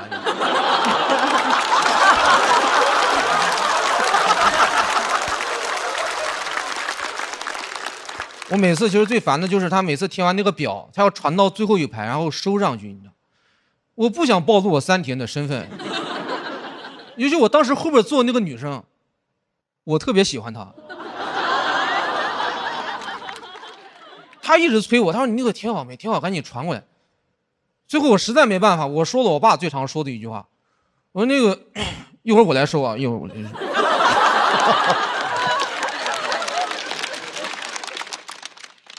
其实这个小时候真的觉得收废品挺好的，因为小时候我爸总是跟我说嘛，他说你看你以后要是成绩不好，对吧？你不好好学习，你没关系，你看咱家还有个废品站，你以后还能继承家业，你还能收废品，多好。但我越长大发现到越不对劲儿，因为我发现老师总是拿废品站去骂那些成绩不好的同学，就每次上班会说你成绩这么差，我说你成绩这么差，你以后收废品去。我当时一听我心里都慌了，我怎么什么人都能来收废品啊？不是我爸干20多年，我不好学习，我才收废品啊！你也收废品啊？你知道我什么身份吗？我跟大家说一下实话，就是一般普通家庭的孩子，如果你现在要去收废品，你根本收不过我，因为我爷爷就是捡破烂的。我爷爷有3个儿子，就我大伯、我二伯和我爸，现在全部干这个。而且他们3家的那个收购站就开在一条街上，就毫不夸张，就那条街上，但凡一个矿泉水瓶子，它只要落到地上，那就是我们家的私有财产。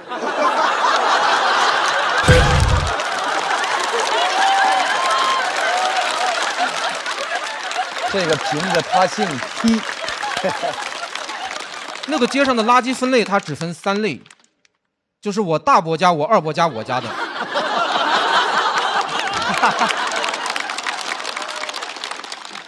而且我爸从小就会带我出入一些你们接触不到的圈子，带我结交一些人脉，对，带我认识一些保洁的孩子、保安的孩子。就我们3个家族在一起，就是这个废品行业的峰会。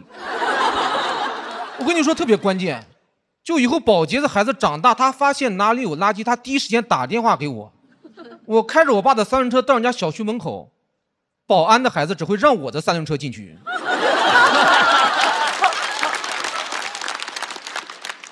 就是因为这些父辈搭建起来的友谊，导致我们以后的孩子还能继续团结在一起，形成一个利益集团。对，可以说是铁板一块。对，你现在外边谁说想进来收废品，打都打不进来啊！我们就是拉布什柴尔德家族 ，Rubbish Child。太好笑了。废品之子。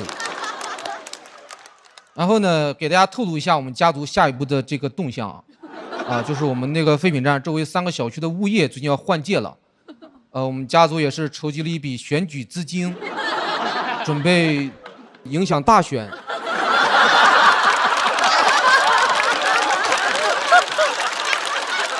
你可恶，你可恶，你可恶！推举3个符合我们家族利益的物业经理上台。对，这个物业经理他想要上台，他必须符合我们拉布什柴尔德家族的利益。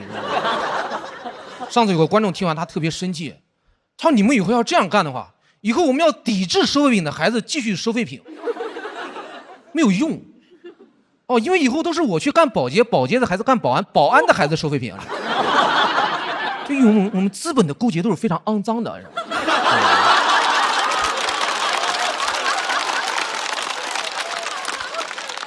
就在你们看不见的地方，啊，巨额的垃圾正在被悄悄的转移。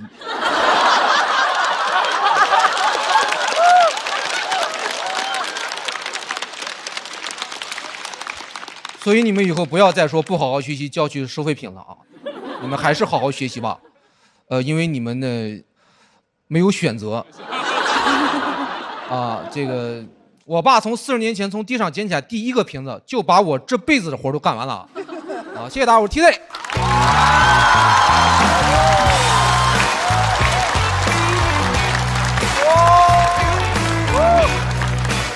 锁票倒计时，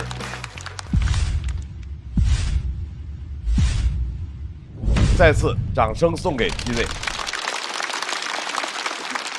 现在家里还在做这个？必须啊，家族产业，越听越感觉越过瘾。这个好想加入啊！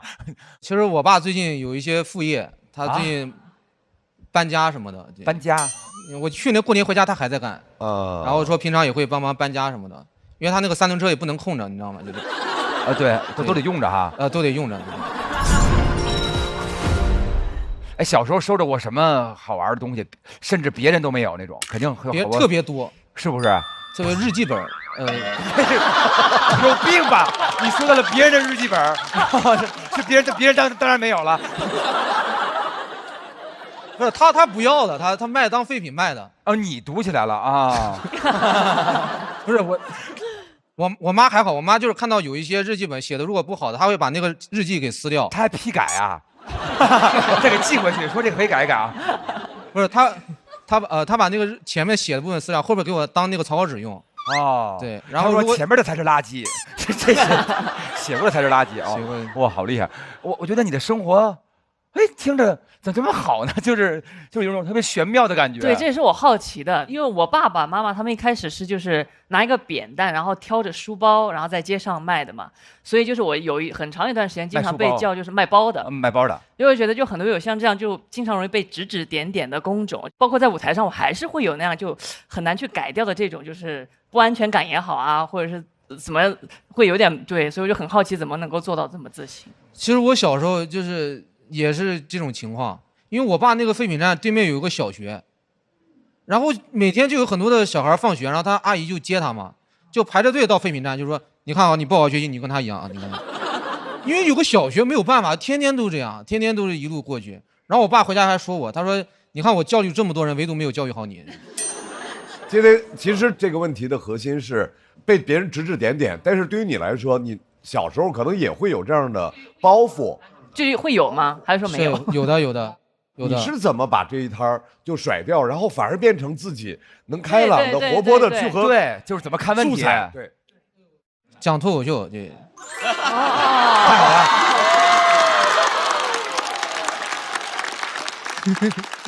他用他的话来说就这么简单，但是和他的性格有关，和他具体的成长是肯定是有关的，和他自己脑海当中怎么去解决这个事情有关。对，我觉得特别喜欢这种角度，就是感觉有时候你羡慕，比如像都像马斯克了，什么比尔盖茨拥有全世界这么多东西了，他有那么多东西，他没有我微信呢，对不对？怎么样？你有我微信吗？然后就重点就在这儿。对，我还有一个优势，我也可以说一说。太棒了，我听听。就是我去年出了一个车祸嘛，然后我爸从老家就过来看我，然后我就发现天天都有人给他打电话，让他上门回收。我就问他说你今天怎么不在啊？怎么什么的？我就发现好多人关心他，都没有人关心我，对吧？然后我后来就明白，因为我爸干那个实在干得太长了，干的真的是20年、10几年的那种，周围那些街坊邻居什么的都特别需要他，然后每天都会给他打电话，让他上门回收。而且他这个电话号码呢，我说好说以后我要干的话，他直接给我，然后哇，全在他的这个人脉多少年的这个精华都在这联系簿。对，这个号太厉害了。其实能感受到你一开始的创作是起源于一种自卑的情绪，但您可能在上开放麦的过程中发现，正着说、直接说是会有一点沉重的。然后你可能试了很多喜剧技巧，发现坏话正着说会很有效果。我自己也很受触动，就是在创作脱口秀的过程中，真的能生长出一种全新的视角，然后让自己变得更快乐。谢谢年老师，我觉得非常棒，而且他在讲一个其实在他看来是一个普通的可能行业，但是其实你是有意无意间触碰了一些在我看来是很犀利的一些话题，比较大胆。对，比较大胆。但是我们在笑谈一个行业的角度，以一个就是拉比施柴尔德家族的2代的角度去讲的话，那就是完全是我们能够意会也可以言传的。所以我觉得他拥有一个非常完美的出舞台的5分钟。谢谢鲁豫老师。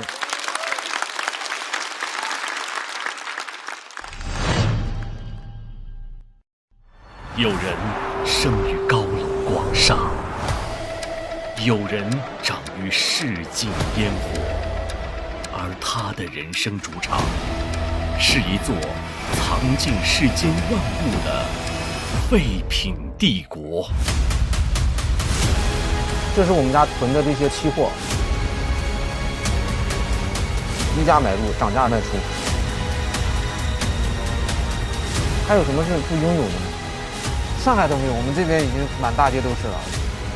作为整个家族的唯一继承人，世人艳羡的荣华富贵、万般物质，于他而言，触手可得。你们也是长见识了吧？可这样的生活始终填不满他荒芜空洞的灵魂，唯有徜徉书海，才能寻觅世间真谛。不要随便亲我，不要随便排挤别人，我不跟你走。我不怕尴尬。当我生气的时候，每天懂一点人情世故。我们每天在废品站研究的都这些啊。什么叫真正的大儒之家？真的书香门第。戏剧文化和脱口秀文化也是一脉相承的。脱口秀我们是很支持的。一手撑起废品帝国的父亲，早早便为他铺好了后路。人脉和资源是拉布什柴尔德家族深耕一生的基业。这帮人，那肯定的嘛，那我们这么多年，那肯定有不少人。源源不断的宝物是留给继承人最好的礼物。到了一批的新货，但谁也没料到，他却公然与整个家族对立，尽数舍弃家族赋予的无尽资源与人脉，一头栽进毫无门槛的脱口秀行业之中，任由大众点评。这个是我们之间的商业合作。世人揭晓他自毁前程，却不知他挣脱世俗桎梏，只为亲自书写拉布什柴尔德家族的传奇。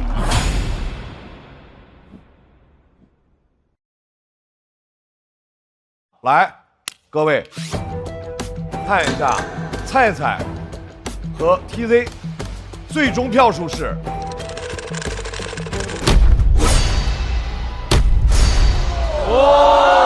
成功可以197，哇 ！TZ 197票，因为 TZ 和岛主票数都领先于对方，所以恭喜二位在不拆组的情况下双人晋级。菜菜和粽子要在待定期继续等待结果。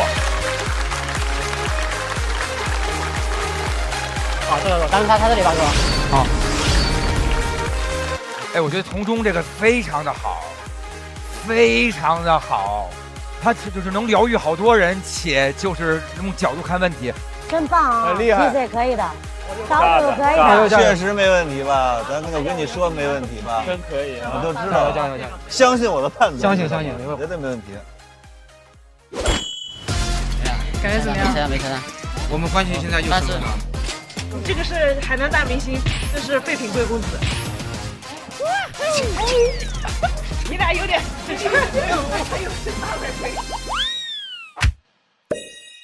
现在回到一个双晋级的状态。哦，双晋级了，双晋级喽！双晋级有预想过这个结果吗？有点完全超乎我的意料，然后包括最后那个票数出来，其实我觉得是给高了，不是说给高了，就我觉得对我而言是很高的，就现场的，是不是太谦虚了？我是不是？我从来没想过会一下拿这么高的一个分，但是我当时心里也有一个感受，就你说这个舞台上活生生来来往往那么多人拿过很高的票，曾经有人拿过很高的票，也曾经有人在这个舞台上拿过很低的票。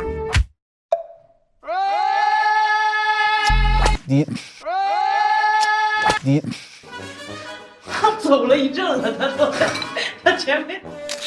这个不能代表什么，最牛的是他的那人格，才是我觉得最厉害的。很多时候就是你以为你消解了，其实你没有，或者说你以为你没消解，哎，你也已经消解了。我觉得可能就是消解就是一种不消解，不消解就是一种，我都。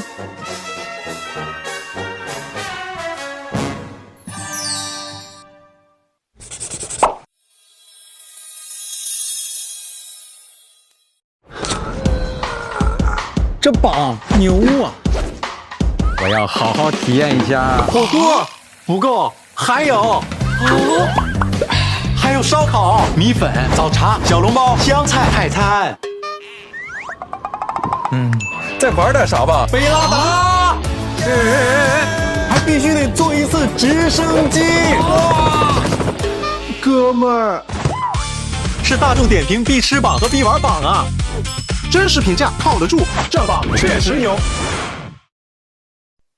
来，我们马上要开始的1v1，率先要上场的这组，让我们掌声欢迎鸡翅和鞋子。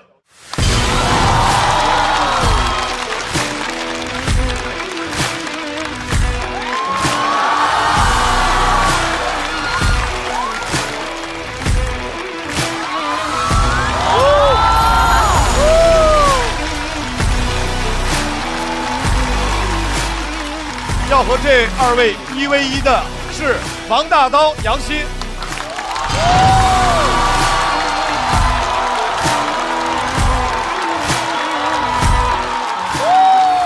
大大刀太有范儿了，对，太飒了，哇，好酷啊！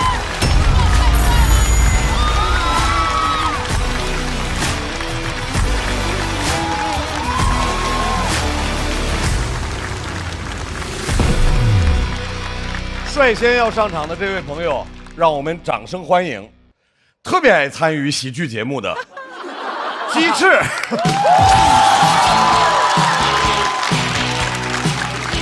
哎，Hello， 大家好，我是鸡翅，很开心看见你们。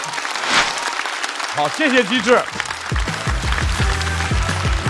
要和鸡翅1v1的这位朋友，去年在这个舞台以强烈的表演风格给大家留下了深刻的印象。掌声欢迎王大刀。大刀。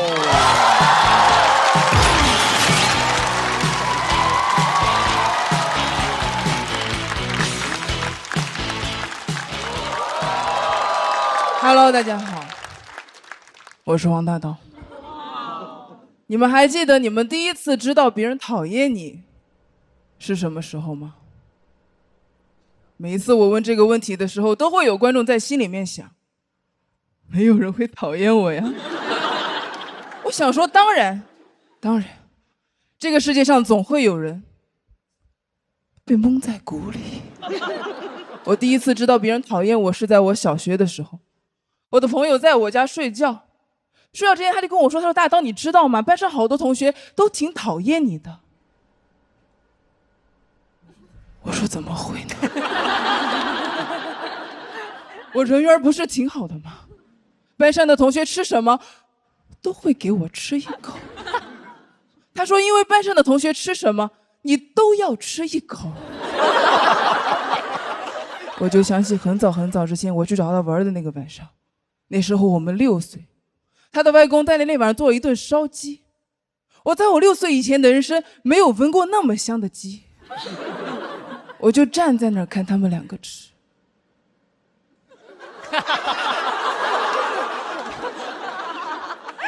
一口都不给我。我就问我朋友，我说这鸡好吃吗？他说好吃。我说是特别的好吃吗？他说特别好吃。我朋友6岁，他不给我吃，算了，他不懂事儿。可他外公80岁了。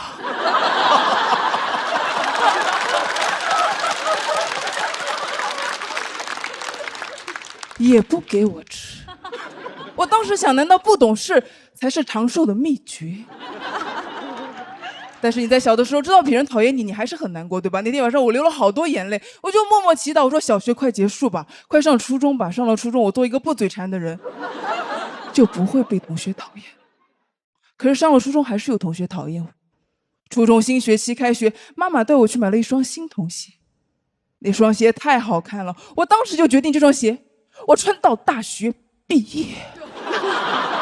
晚上兴奋根本睡不着，我想怎么办呀？明天就要去学校了，他们该多羡慕我有这双鞋。我妈走进来把我鞋甩了，说正经人谁穿鞋睡觉？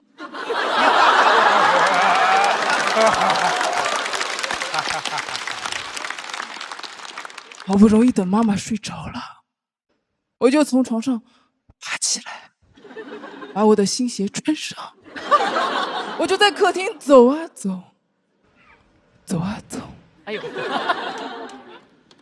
我讨厌客厅的凳子。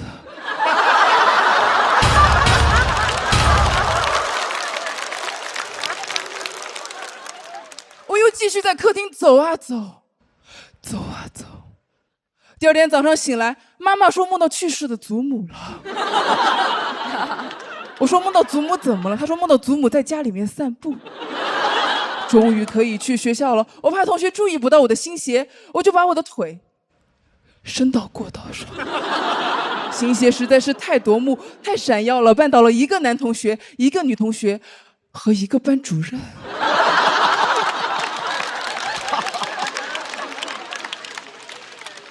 那是我长大以来第一次接触半导体。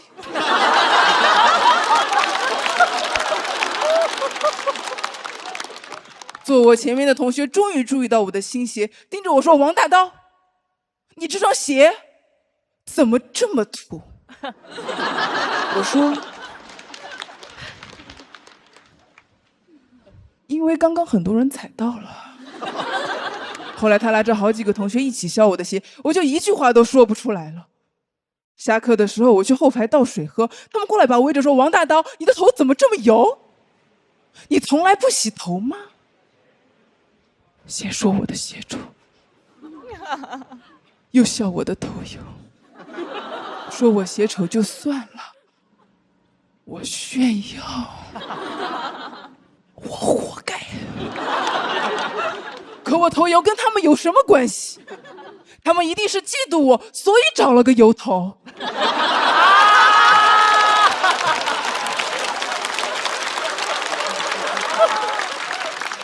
终于熬到了放学，我就背着书包走在路上，他们又跟在我后面，说：“王大刀，大刀，大刀你怎么哭了？大刀对不起，大刀别哭了，丑人是不能流泪的，丑人流泪就更丑了，丑人流泪就更丑了。”我只能嚎啕大哽咽。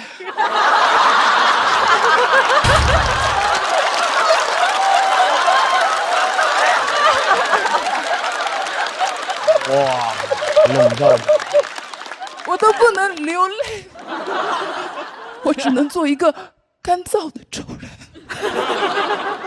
可是你们知道在青春期的时候被同学说丑是件多么残酷的事情吗？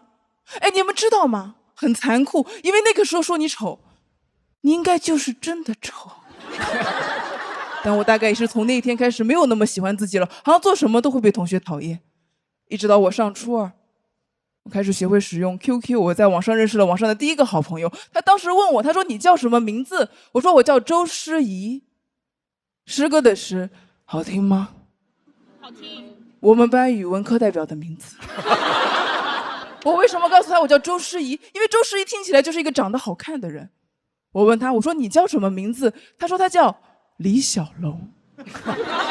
李小龙这名字也没多好听，他怎么敢就直接说了出来？李小龙老师跟我们抱怨，他说他是他们当地小镇一个帮派小有名气的老大，他不知道为什么生活中有很多女孩都想当他的女人。我说：“哦，把你照片发我看看。”他发过来了和他3个帮派小弟的合照，4个杀马特。14岁的我不知道该怎么形容那张照片，要说他们丑吗？可是我又看不到他们4个的脸。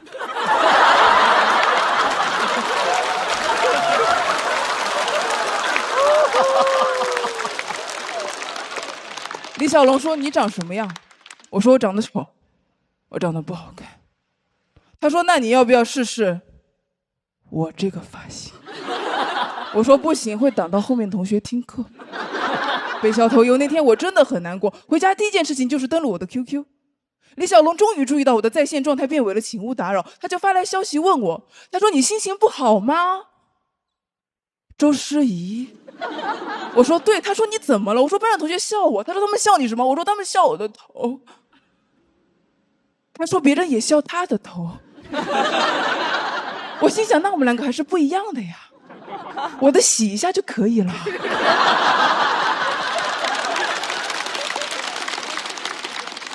我说：“那别人笑你，你怎么办呢？”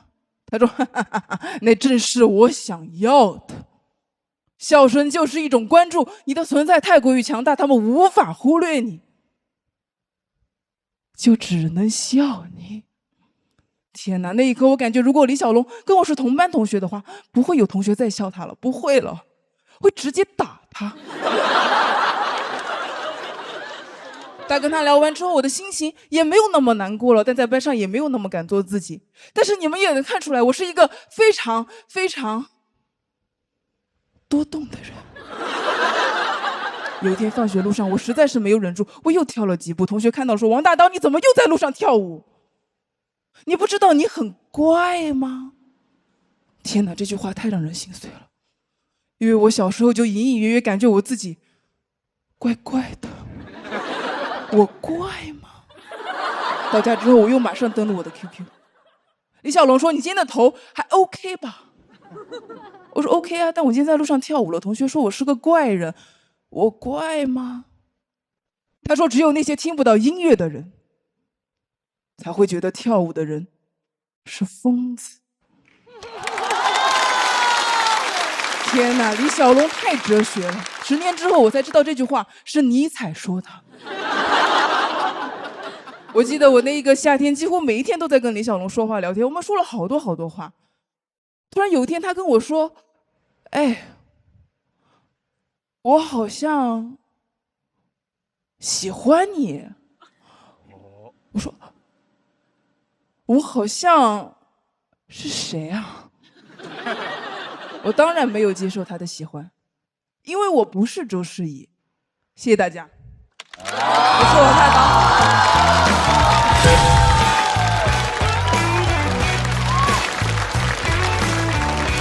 来，各位抓紧投票时间，左票倒计时。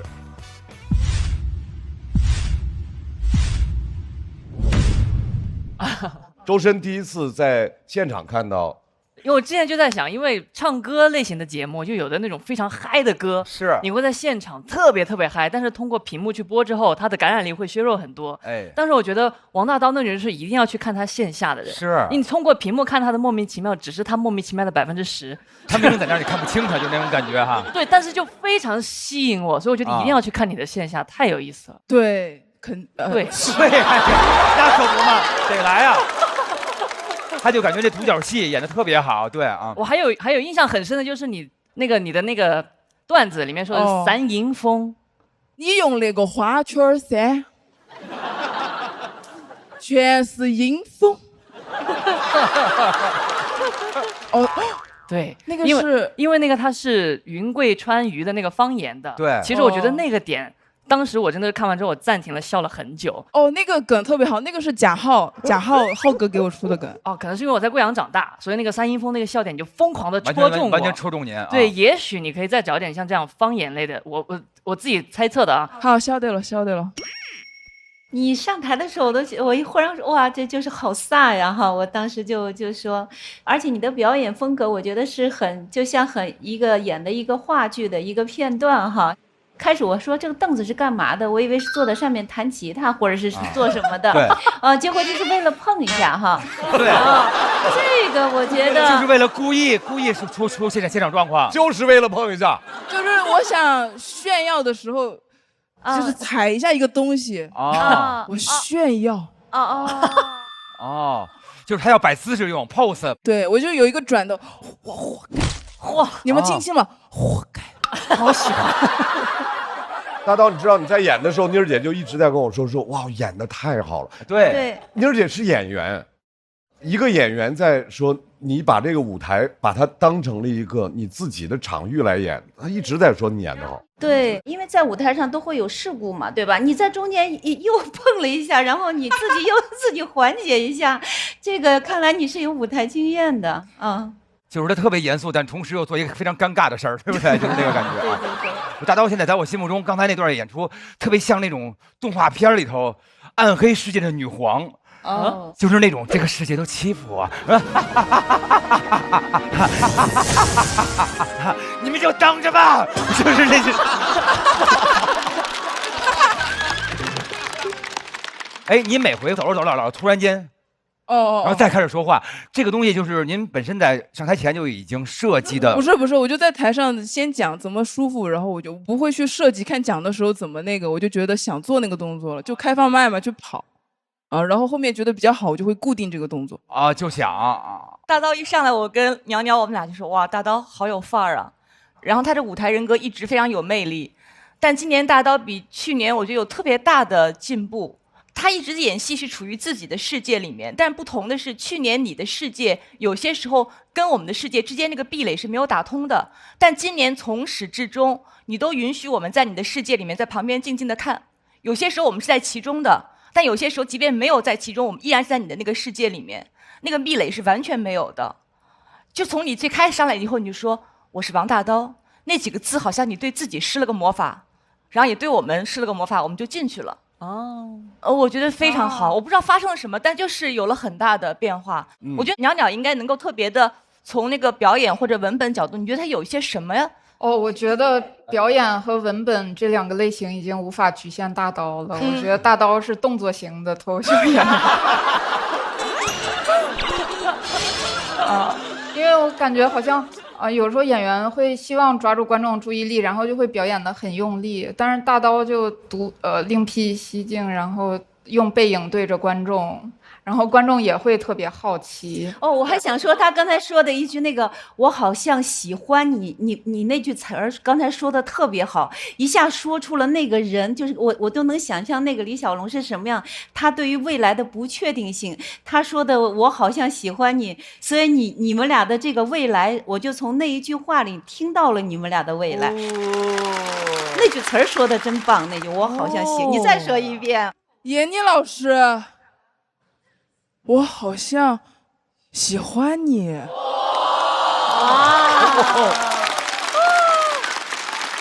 他随时入戏。哎，当演员合适哈，当演员棒。对，刚才他那句说的可以，来，特别棒了。再次掌声送给动作派的脱口秀演员王大刀。同时，我们也要有请鸡翅回到台上。鸡翅和王大刀的票数分别是。Oh no！ 2位回到队友的身边，1v1的比赛仍然在继续。近2年真正让我耳目一新只有王大刀，大刀是一个鬼魅。后面最后一句“谢谢大家，我是王大刀”，其实这句话是一个结束，但是它其实也是稿子的一部分。就是我不是周世怡，我是王大刀。我看到一些写很轻松的事儿的朋友，我会很羡慕他们，因为我觉得我目前写的这些讲的这些东西都是很重的情感，就是我写的所有东西都是我为此流过很多眼泪的。什么时候能有一篇干燥的稿子？鸡翅组派出来的下一位演员，也是一位这个舞台上的新演员，来自厦门，让我们欢迎何鞋子。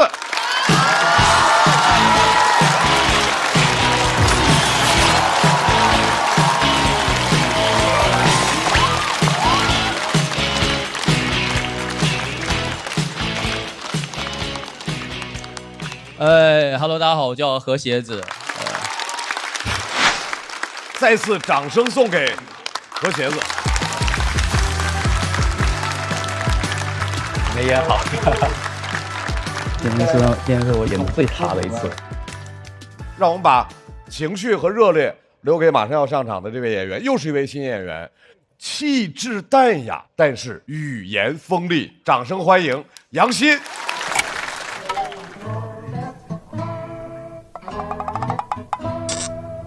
欣姐啊，你是下午场吗？欣姐真的是所有观战区里最优雅、最淡定的一个人。真的，我们在观战区所有人都四仰八叉，都已经不行了。欣姐非常慈祥，坐在那里，然后非常优雅。整个2天就坐在第一排的正中间，优雅的看着镜头。欣姐真的像一尊那种观音啊，应该很多人有这种感觉吧？有没有说你像观音菩萨？我总觉得你这儿差一个红点，外形气质都像。但性格肯定不像，看着很正气，但是心里面诡计多端那种感觉。长得像菩萨那个是吗？他跟我说话聊天，问我你是唱歌的吗？我说是。你是独唱还是跟别人一起唱啊？我一般都合唱。你是乐队的？哎，我说的是和声，不是合唱，是和声。哦，你不是单独出来唱的那个，那谁唱啊？那谁唱啊？不是。就是你在边边上唱嘛，我问你们主唱是谁？我一般开 live house 巡演的那种，我就会带乐队唱。然后一般进录音中就是2个人合唱。不是，他说的和声我懂，比如说张惠妹在前面唱歌，旁边就3个人在帮她喊调子。喊调子。我问无语了哦，但特别好玩。不要与大自然作对哈，特别是太阳大的时候。你跟这些花花草草交流一下，他对任何人都没有影响。欣姐是很有风格的一个非常具有魅力的灵魂，你跟她接触会让你体验到这个世界还有第2种玩法。杨姐，我觉得挺好玩。第一次跟我说英语，我都懵了，我说他为什么跟我说英语？后来发现他看谁，他跟谁说英语。英语是一直都很喜欢，有的时候我会跑到著名的景区，在门口去蹲点守那些外国人，去跟他们说话。Where are you from? What's your favorite vegetable? Have you been Chengdu before? My name is Yang Xin. I'm a stand-up comedian. 掌声欢迎杨欣。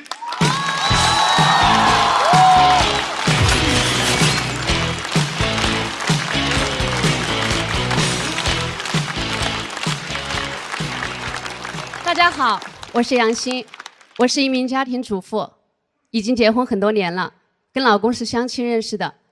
因为我价值观比较正嘛，我认为感情是可以培养的，但是钱最好是一开始就有。有人认同我吗？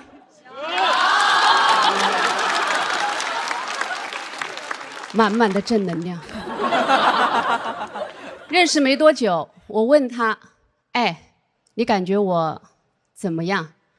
感觉你长相一般，有点肥。”我心里想，你自己长得像个偷油婆，偷油婆就是蟑螂。但是我忍了，因为我重感情嘛。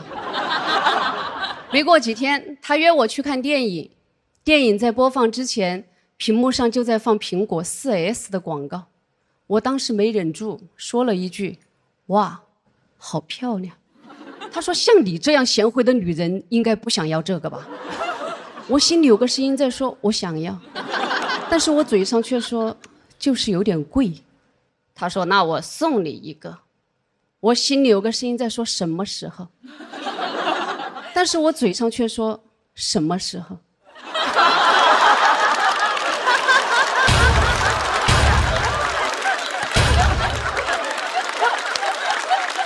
太妙了。他说：“你不是马上要过生日了吗？就当你的生日礼物。”接下来电影放了什么，我一个字都没听进去。我满脑子都是再一次改变世界。苹果 4S 的广告词。没过多久他就来了，吃完饭第一时间带我去了苹果专卖店。我们仔细的选了颜色、款式，他问了容量多少、价格多少，以及出口在哪儿。他没有跟我买就拉我出来了，当时脚就走不动了。我心里想，最多过了这个红绿灯，我就要跟他说不好意思，我要先回去了。但是在过这个红绿灯的时候，他突然间塞了个东西在我手上，我一看，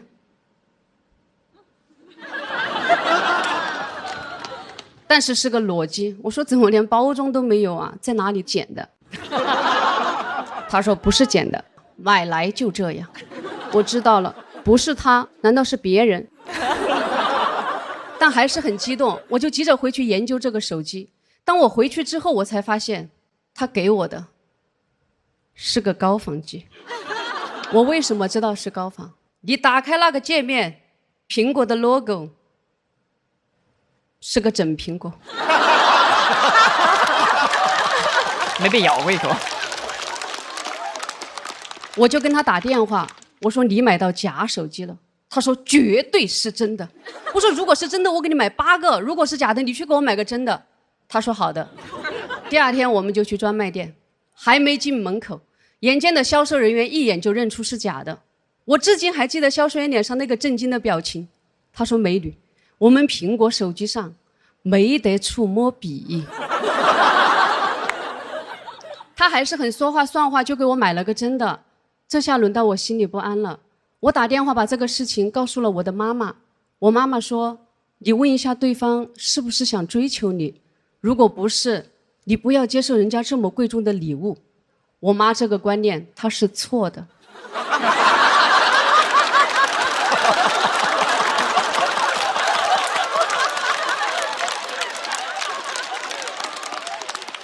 你就应该把那个手机拿了你揣好，你要有配得感。但是我跟他打了电话，我说我妈让我问一下，你是不是想追求我？他说你不要想多了。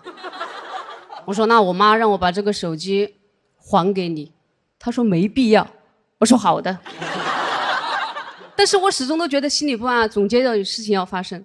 果然没过几天，他又到我上班的地方来了。但是这一次他跟以往都不一样，显得特别的扭捏。我心里在想，你有什么话你就直接说哈，喊老子还手机，老子不得还的。他说你能不能当我的女朋友？我心里想，狐狸尾巴终于露出来了。你之前嫌我丑，现在送了个手机给我，你想拿我什么东西走？你想玩弄我感情，我让你现原形。我说这样，如果你确实有这个诚意，我们就跳过恋爱环节，直接领证结婚。我谅他不敢。他说好的。这话又是我自己说出来的，我们就约好周一去领证。到了周一那天，我假都请好了，我给他打电话，他说我妈说的，这个事情会不会太仓促了？他绝对在撒谎，我断定他妈根本就不知道仓促这个词。我去跟领导请假的时候，领导都惊呆了。他说朋友都没听你耍，你跟哪个结婚啊？你人生大事要经过思考哦，你看起来不像这么草率的人呐。我假是请到了，但是我在领导心目当中的形象给毁了，那是我多少年打下的人设，都怪他。我当时心里就有一个信念，这个证今天怎么都要领回来。你就是先跟老子结婚，再离婚都要得，你要付出代价。谁让你说话不算话？我就开始骗他，我说这样，你把户口本带上，你先出来，你出来，我们今天只聊天，不扯这儿。他出来了，20几岁的男孩子，单纯又好骗。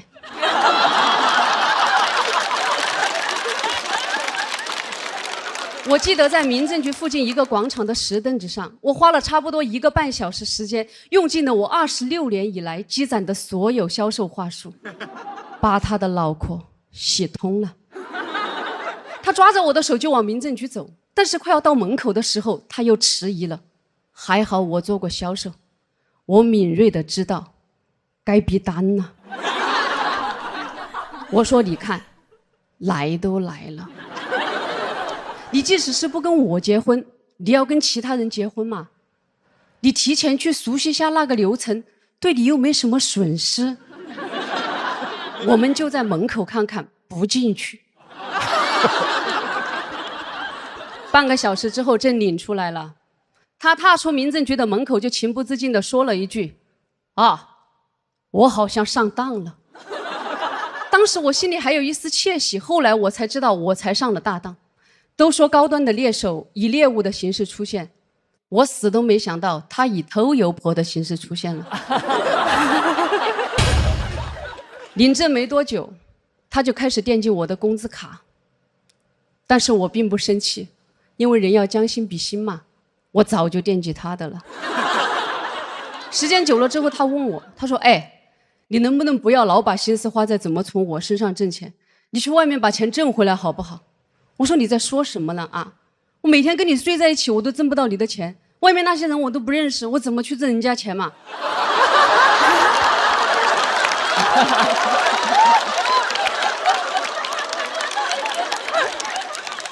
他说为什么湖北女人的优良传统你一个都没继承？我说是谁在造谣？女人的优良传统我全部都有，小到洗衣做饭，大到 IPO 上市我都会。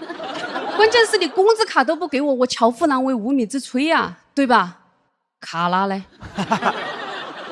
我就这样在这些年用这些方式解决了他的非常多的疑惑。今天来的时候，我闺蜜在跟我打电话，她说一心超持家，老公还嫌她，让我帮忙分析问题出在哪里。我说问题就出现在你太能干了，你什么都要做，做了你又要抱怨，你的功劳都被那个嘴巴给抵消了。你家里有那么多的物件，你的手不要老是去拿那个拖把拿锅铲，你去拿鼠标刷具，拿化妆笔化妆。他说那家务不做吗？我哪里在说家务不做嘛？家务肯定要做，家务你留到你老公下班回来你再做。你就在他眼皮子底下做，你做通宵都可以。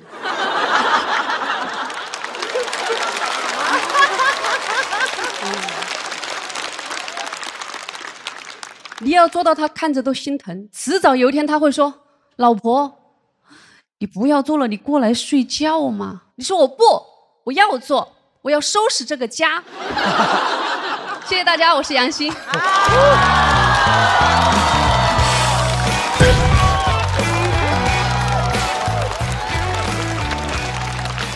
锁票倒计时。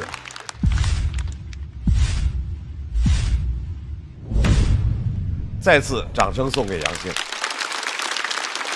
杨欣当时到底是什么原因让你决定你和你老公扯证结婚？因为他人非常好，三观很正。他当时其实没有财富，但是我相信他有创造财富的能力。你三观很正啊，听上去就是。我是满满的正能量。对对，满满正能量。最开始那太炸了，你最开始那2句就已经在说这拍不拍太有意思了啊。就家里您是管理的更多一些吗？家里的话，它是有一些小门道。哎，那我跟我们分享一下。就是家庭职场化，就把自己想象成一个老总，家里的成员都是员工，你得让他们就是自发的去完成一些家务。哦，没听懂啊？那我给你举个例子吧。哎，来了，我听听。比如说，在给孩子辅导作业的时候，就会非常的崩溃。我就没这样的苦恼，我就跟我老公说，我说因为我这个人说话他是用嗓子发音的，所以我的飞的质量应该不好，你的飞的质量好一些，要不你就去辅导孩子作业。他辅导完之后，我还得鼓励他。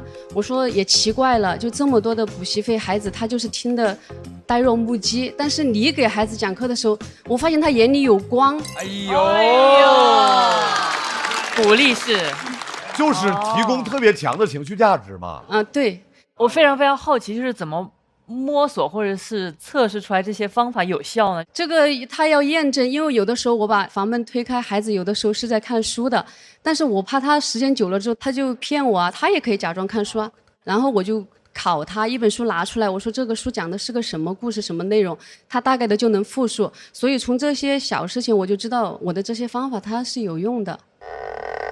人有那个经营家的这些智慧，对智慧太厉害了。他是平均流水的，把这个家操控的特别好啊，特有智慧。你刚说的那个就是像一种管理，我是懂的。我看了一个剧本，剧本上就写的是他的孩子想跟这个人结婚，他知道这个人以前当过局长，他就把家里的琐事啊每天让他批改，你知道吗？我觉得这样很有趣，而且你的表演我很喜欢，你的气口，包括你停顿的节奏，时间的长短，我觉得都是有练习的。有一些地儿我们马上就知道他要说什么，但是他不说那个，他就直接那个太有意思了。这个我就比较惭愧了，因为我确实到这个舞台来，我也很紧张，我全程都在手抖。因为在乎都会紧张，我上去我也会紧张，但是我觉得表达出来的还是很好的。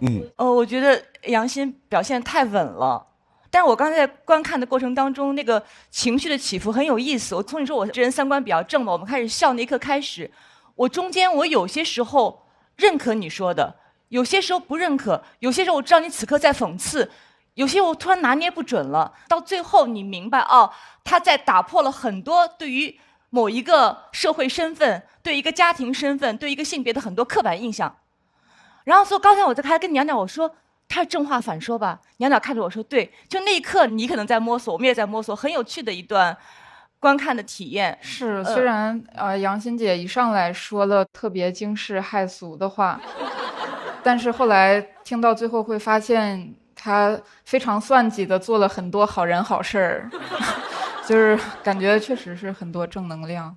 还有我觉得写段子确实要从自己的生活出发，就我觉得社会思潮会变化，然后会有各种各样流行的趋势，但脱口秀创作还是要诚实面对自己的生活，只要有自己的声音，讲出自己的经历就很重要。所以我觉得杨欣姐这段也特别好。再次谢谢掌声送给欣姐。来，我们也请已经结束表演的3位回到舞台。我们先要看的是杨欣和何茄子各自的得票情况。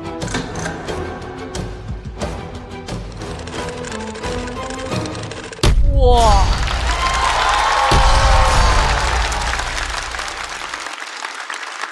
最低。杨鑫173票，2比0，恭喜杨鑫、王大刀小队集体晋级。加油姐，加油加油加油加油！谢谢，好，我们过去了。大刀，欣姐，太牛了！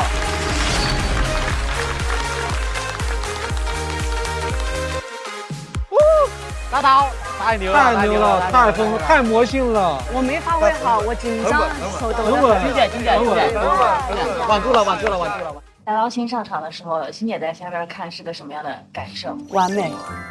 不是，他问我是什么感受，你都还可以帮我说了呀？好，你说，你说，完美。太好笑了，简纯溺爱，受不了了。你看这么经典的一个人放在旁边，他是我队友，就是他是个什么形状，你就让他是个什么形状存在你旁边就行了，就不要过多的去那个要求他，别人他身上有什么那个亮点啊，他散发出来就好了。这时候他就说完美。这种互夸是有时候会害了对方。怎么会呢？哪个队友是夸死了的啊？肯定都是相互不认可才死了的嘛。他继续保持他的姿态，我们继续一起晋级嘛。今天上半场的下一组1v1，首先有请的第一支小队，风心童，荒岛人气王。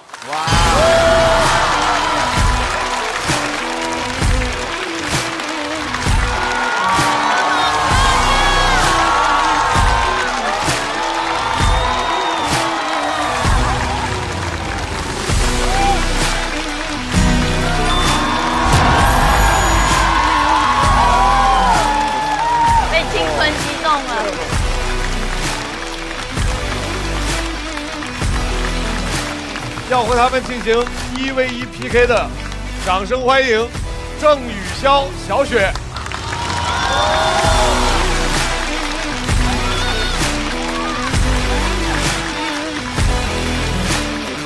来，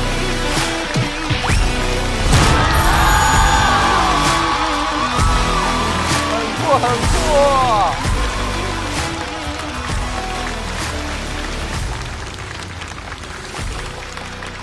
我们首先要迎来的是全场年纪最小的朋友，风心童带来他的音乐脱口秀。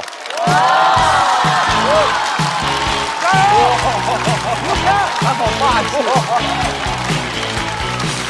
嗨，大家好，我叫风心童，然后我今年正在上高3。谢谢。今年呢，我经历了很多事情，关于学习，关于爱情，等等。所以接下来这首歌，就讲讲我的18岁这一年。那是我18岁生日的那天，不敢相信我已经成年。我走进校园，就听见我的同学给我唱生日歌，即便他们五音不全。那天正当我们唱得热火朝天，窗外突然出现一张老师的脸，我正想道歉，老师却问我生日许的什么愿。我说我的愿望是今年能少见您几面。这就是我不想复读的18岁那年。我们年级分为3个班，我跟长辈说我在 A 班，我也没撒谎，我只是选择了隐瞒。剩下2个班是 A 加班和 A 加加班。因为我的学习一般般，所以我请了位家教，他很有经验。无论什么题，我只要问他，他深度思考7秒就能给我答案。但后来因为使用 AI 被发现，我被停学了1天，为此我伤心了半天。老师，你怎么只给我停1天？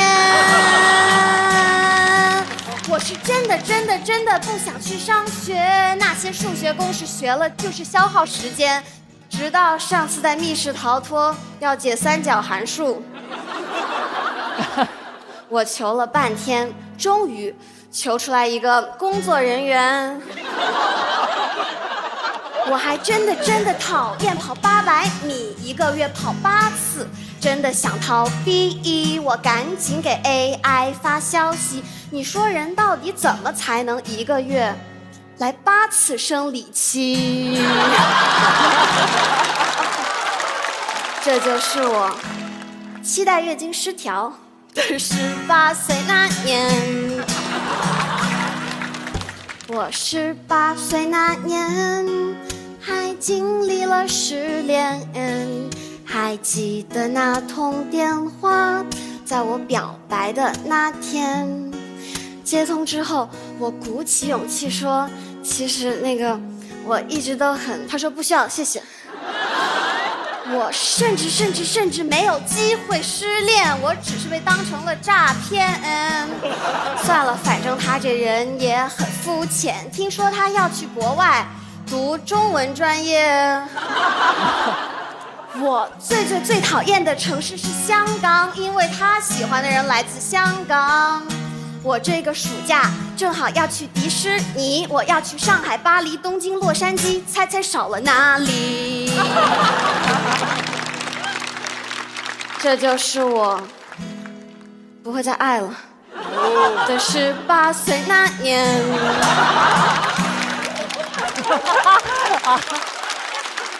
不会再爱了，不会再爱了还行。哎呀。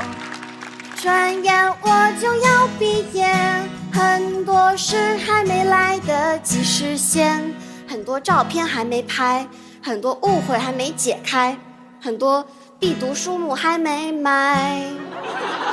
听说后天就要拍毕业照，我和我同学商量了很久，是做美白还是抗老？但还是希望拍照的日子能够晚点到，因为我查了一下，不管什么美容项目都要1周才起效。又老哭了。我的老师，这3年我学会了很多，这一切都归功于我自己在外面补课。我的同学，这3年我跟你最要好，因为每次我没考好，你总能比我考得还糟糕。我的老师，全校我最喜欢你，因为你从来都不怀疑我交给你的手机是模型机。我的同学，咱俩特别有默契。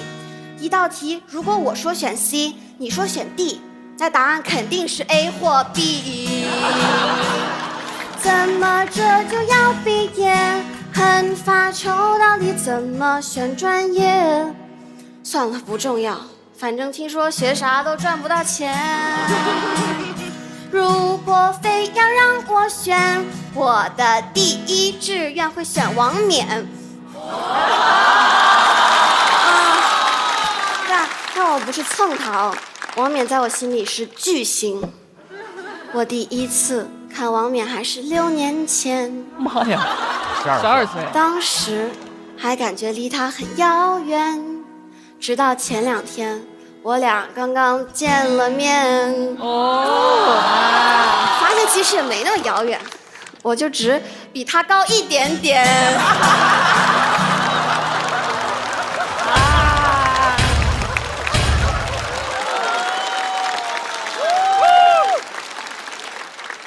但恐怕未来我俩只会越来越遥远，因为我还能再长不止一点点。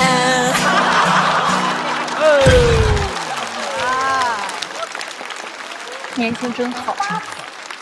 我的18岁那年，终于可以自己独当一面，终于可以不再靠父母登录游戏界面。我的18岁那年，后悔有野心，但却不够勇敢。如果当时能多看你一眼，也许就能抄到正确答案。我的18岁那年，后悔因为贪玩请了太多假。好吧，其实这个我不后悔，我只是升华一下啊。我的18岁这年，依然觉得未来很遥远，但我的一位内容导演跟我说，18岁也离他很遥远。他说他的巨星是 SHE。我问他，那48个你最喜欢谁？我又问，那你最喜欢他们哪首歌？他说，你曾经是少年。谢谢，谢谢大家。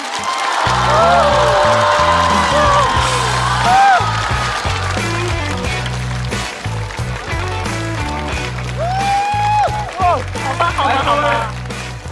哇，太青春了！来，各位抓紧最后的时间，锁票倒计时。再次掌声送给18岁的龚云董。谢谢谢谢。先给大家讲一个花絮啊，在两位音乐人评价之前，别交流聊天啊！好，前2天据说小快老师在后台，不知道哪个后台，可能是开放麦是吧？然后遇到了风心彤，来，小快老师自己来吧。我不知道您说的哪个事儿啊，但是最近他们老传，就是我看风心彤演出，哭了，说是我被自己老哭了。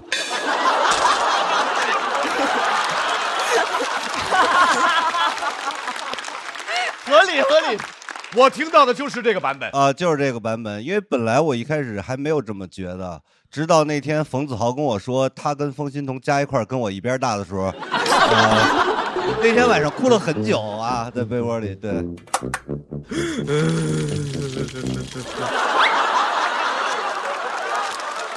俱乐部赔都没输啊！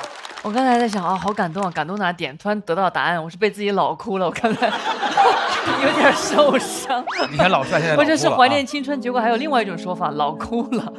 好的哦，我觉得我不懂脱口秀，但是我觉得这个类型其实特别难，因为我认为的脱口秀就是要说一些可能大家会比较简单去明白一下就可以 get 到的话，比较日常的话，但是歌词其实就很难把日常的话唱出来，你就会觉得很奇怪。就比如最近在网上就有一个很火的那个英文翻译成中文的那个歌，就是我最喜欢做的事就是在沙滩的旁边，在沙滩的旁边嗨。就中文你把日常要说的话唱起来的时候，就会有一种天生的距离感，所以我觉得这样类型的脱口秀是非常难的。然后他身上那种魅力啊、青春，我觉得都特别特别好。对，谢谢。谢谢。而刚才你还说你前2天看见王冕了是吗？啊，我们上一次见是5月5号。记得那么清楚，这么清楚。哎，5月5号下午2点34分，我见了王冕。一说这个我就开心。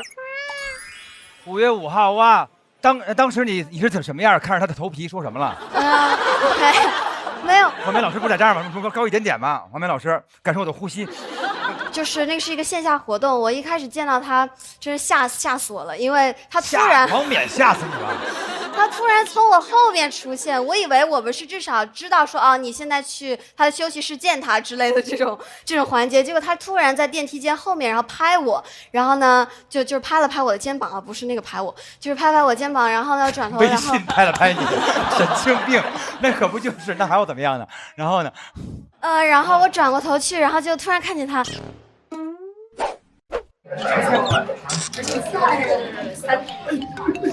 他刚才知道你要来，就是已经要那个，我给你准备了一个礼物。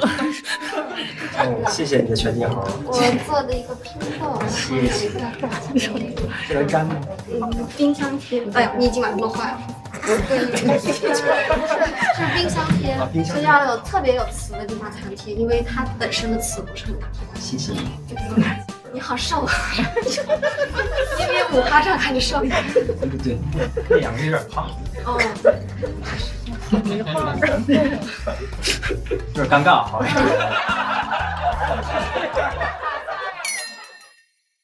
因为我从很小的时候就喜欢王冕了，很小的时候就喜欢王冕了。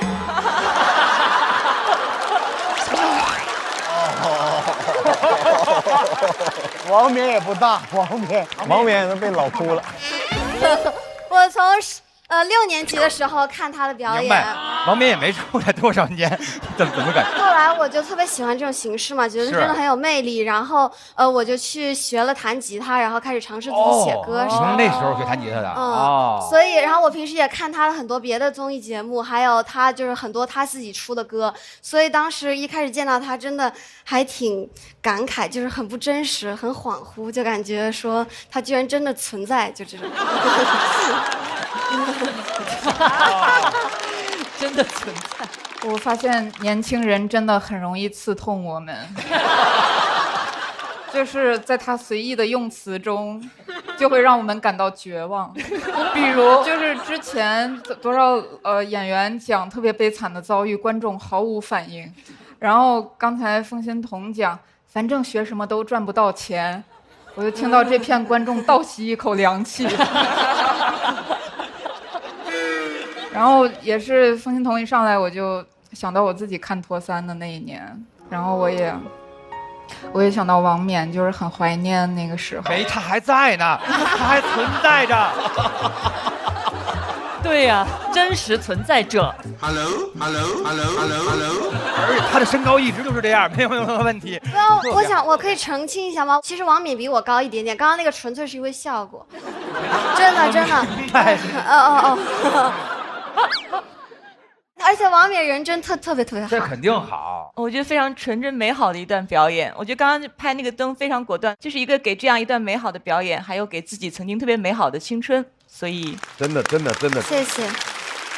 对，我觉得新鲜的血液就是要创新，就起码你站在这个舞台上拿一把吉他，一下子就能吸引我，我也想往下看。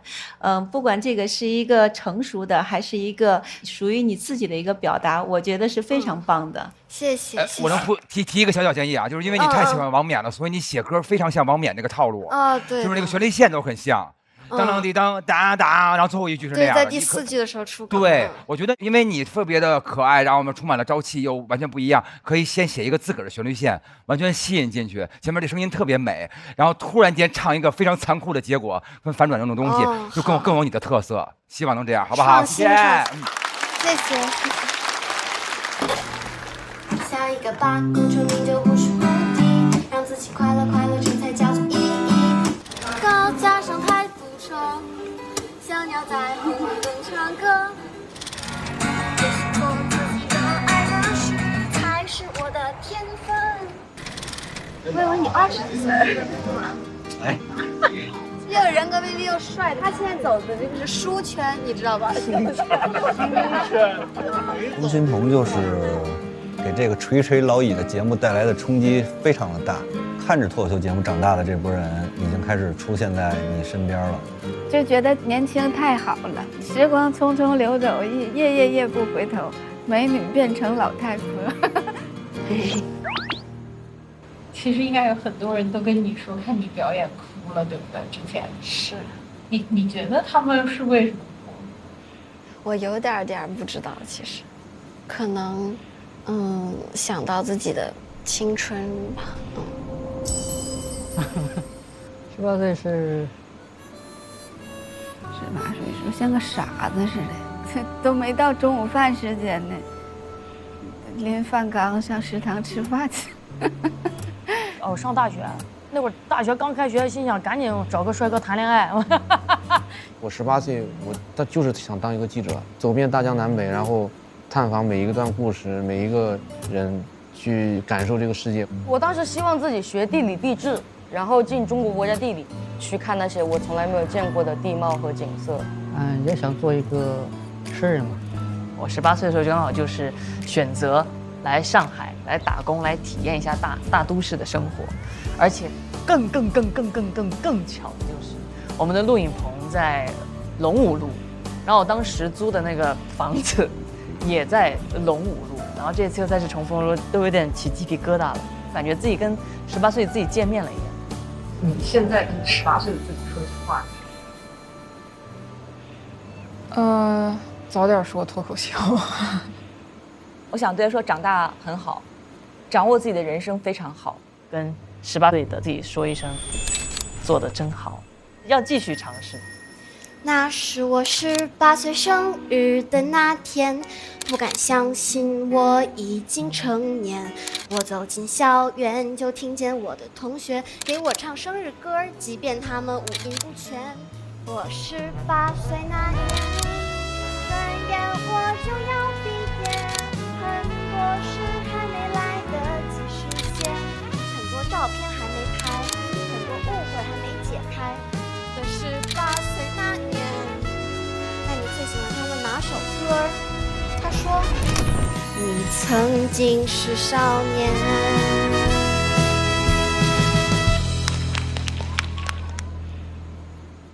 再次掌声送给冯鑫彤。来，冯鑫彤回到小队稍作休息。非常好，非常好，非常好，太好了，完美的表演。可惜我没唱错。接下来是一位新朋友，有请郑宇潇。我是郑宇潇，你们好吗？掌声送给郑宇潇，然后同时我们也要请冯鑫彤回到台上。冯鑫彤和郑宇潇会是一个什么票数？请看。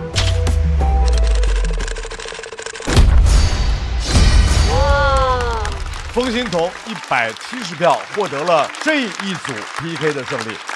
来，两位回到各自队友的身边，我们等着下一组1v1的结果。加油加油加油加油加油加油加油！挺好挺好挺好。马上请到台上的又是大家的老朋友，让我们欢迎一个组合——脱口秀的漫才朋友，荒岛人气王。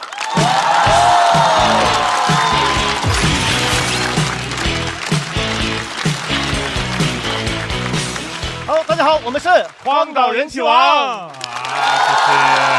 谢谢，我是乔毅，我是熊晓峰啊，非常开心又回来这个舞台。对对对，去年确实在这里逗留的时间有点过于短暂啊，不过这一年没闲着啊，都在线下演出啊，演漫才，演专场，一直在演。平时除了演出，你还会做一些什么呢？哦，我平时喜欢玩游戏，特别是那种老游戏，就比如说俄罗斯方块。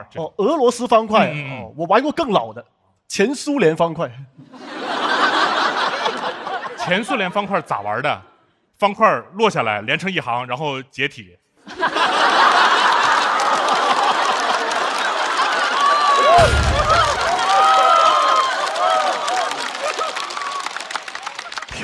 反正就是爱玩游戏嘛，就喜欢玩是吧？啊，我喜欢到什么程度啊？我最近自己设计了一款游戏。哦，你自己设计游戏啊？什么样的呢？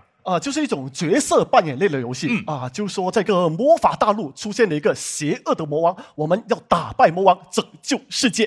哦，挺有意思的。那你这个游戏就是什么时候能玩到呢？巧了，刚好带这个游戏的剧本，现在可以让你抢先体验一下。可以体验一下。来了啊，游戏开始。首先，你可以选自己的游戏角色，都有什么呢？有勇者或者智者。我选第二个。好，你选择了或者。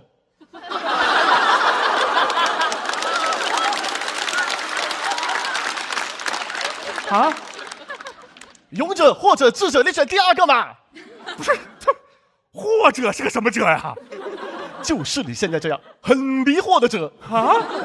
好，选好角色了，赶紧出发冒险吧！哦，等一下，你是或者，迷惑一点。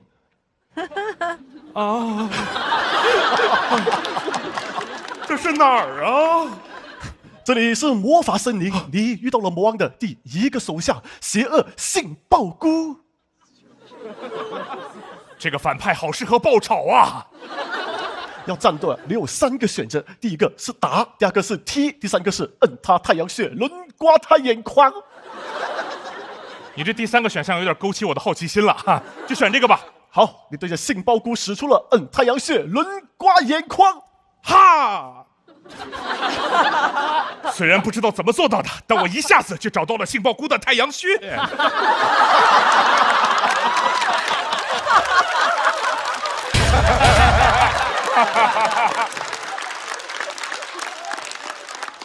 非常好啊！被你刮完眼眶的杏鲍菇，现在视力变得非常的好。他甚至看清了自己的罪孽，决定改邪归正。哦，这也行啊！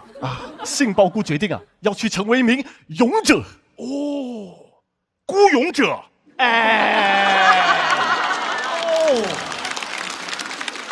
这个孤勇者啊，准备送你一个装备，你可以3选1，分别是暗黑头盔、魔力头盔和同时结合了暗黑和魔力的按摩头盔。这3个玩意儿它都不是一个次元的，你知道吗？你选一个嘛。选一个的话，暗黑头盔吧。装备攻击力变成0。那我戴这个头盔图什么呀？骑电动车不罚款。虽然你付出了些代价，但你能获得很强的能力。来，虽然你失去了攻击力，但同时你也获得了逆天的勇气。勇气？我都没攻击力了，光要勇气干啥呀？遇到了大魔王，我就非常勇敢的冲过去。你这么勇敢，看来你已经准备好挑战下一关了啊！我有吗？你继续冒险，来到一个地下城，又遇到了魔王的3个手下，都是谁？分别是卑鄙大馒头、阴险白米饭和残暴窝窝头。太可怕了，一个菜没有，纯碳水啊！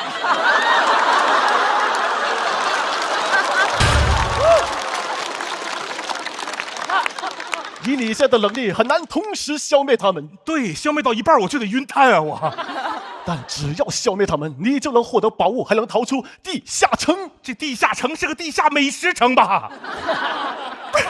我现在这个战斗力，我怎么打败他们？如果你不想战斗啊，你还可以选择交易、威胁和跪一下。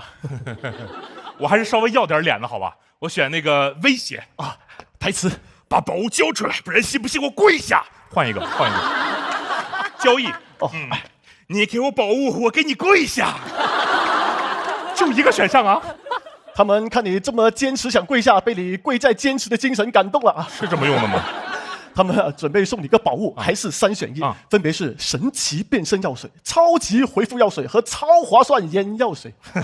多划算的眼药水我都用不上了，保护视力我有别的办法。我选那个变身药水吧。咚啊！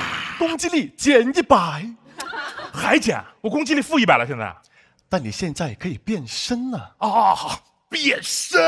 你变得超级乐观。乐观，现在是一个最差的组合了吧？没有攻击力，勇敢，乐观。碰到完全打不过的敌人，我也会非常勇敢的冲过去，哈哈，早死早超生喽！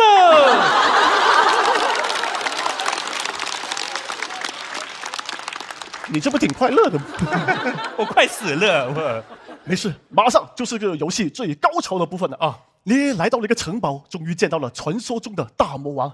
每当夜晚，他都会对那些意志力薄弱的人类发动攻击。他还有个非常罪恶的名字，叫什么？宵夜。是他，都是因为他，我才变成这样的。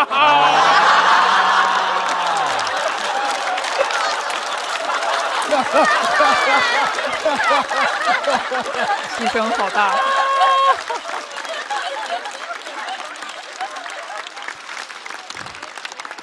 太残暴了，赶紧去报仇吧！不是，我攻击力-100，我怎么跟他报仇啊？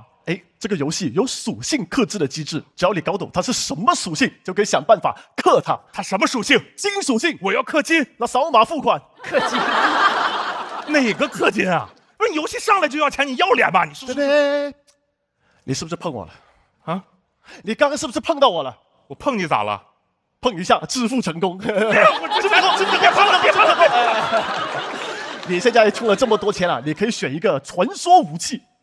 那我要选一个加攻击力的那种，就加的最厉害的武器。最厉害的，有一把加攻击力加最多的宝剑，给你。魔王，出来受死吧！好，最终决战开始。这把宝剑可以给我加多少攻击力？它可以让你的攻击力直接翻倍。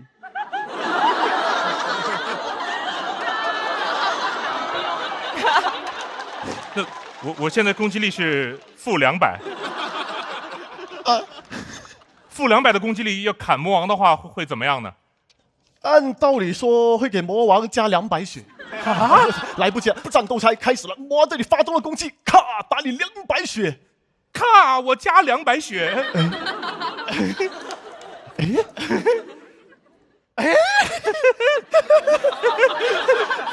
看，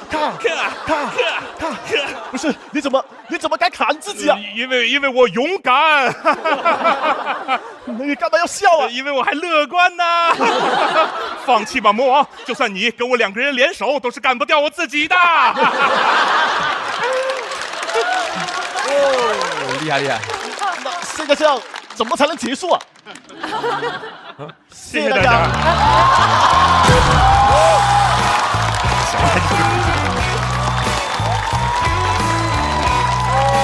哦，这个好厉害，棒！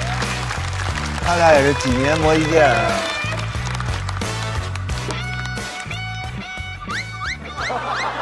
怎么结束呀？倒计时结束。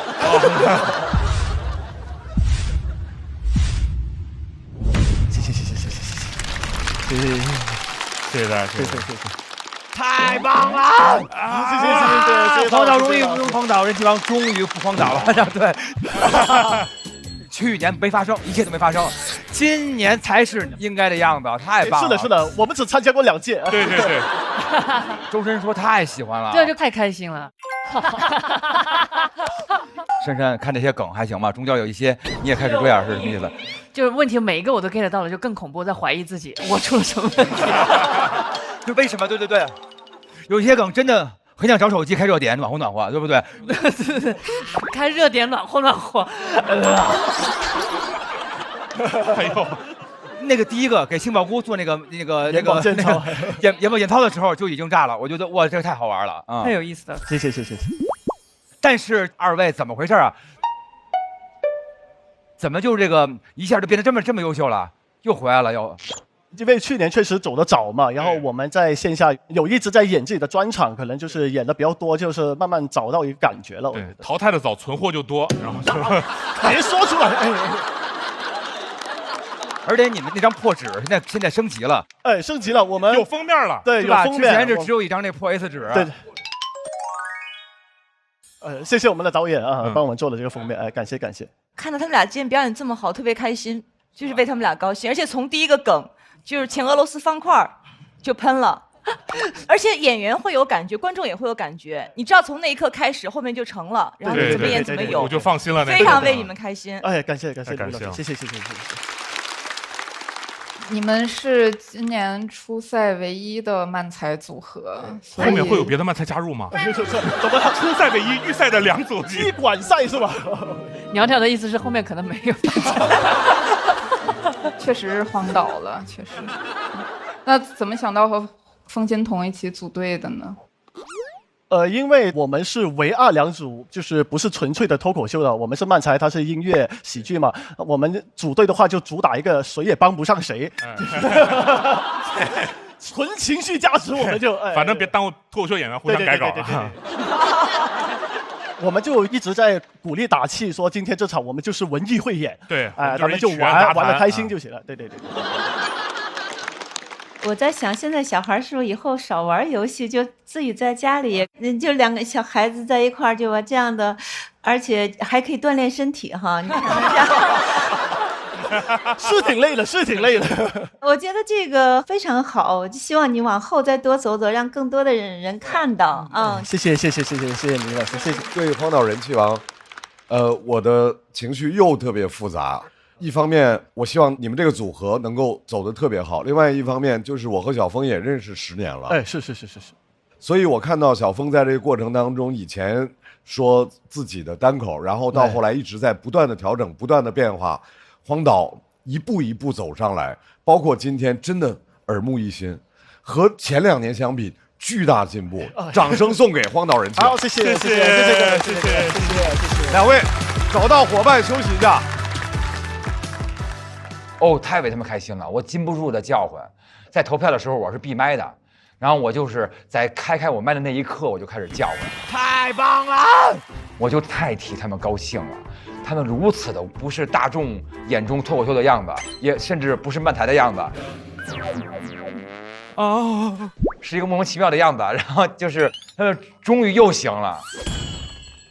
我觉得荒岛是在我心中是非常卡通的一个组合。卡通这件事儿对我来说是非常重要的，因为我平时看片儿都不看人演的，我就只看卡通片儿，所以我对荒岛是格外有感情。他们这回演得很好，我替荒岛而感到无限的骄傲。接下来也是一位老朋友，让我们掌声欢迎小雪。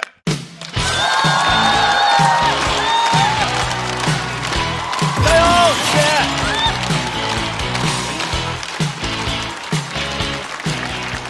大家好，我是小雪。哎呀，特别开心啊！今年呢又回到了这个舞台。上一季呢，大家认识雪姐姐是一个妈妈，对吧？2个孩子的妈妈。其实姐姐呢还有另外一个身份，我曾经是一名记者。北京电视台。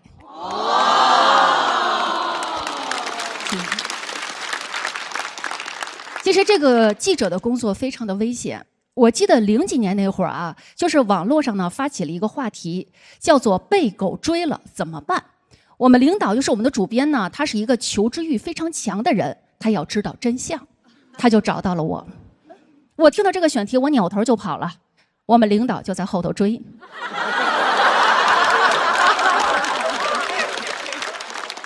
你没办法，你只能去拍做实验嘛。就是我们联系了一个狗场的训练基地。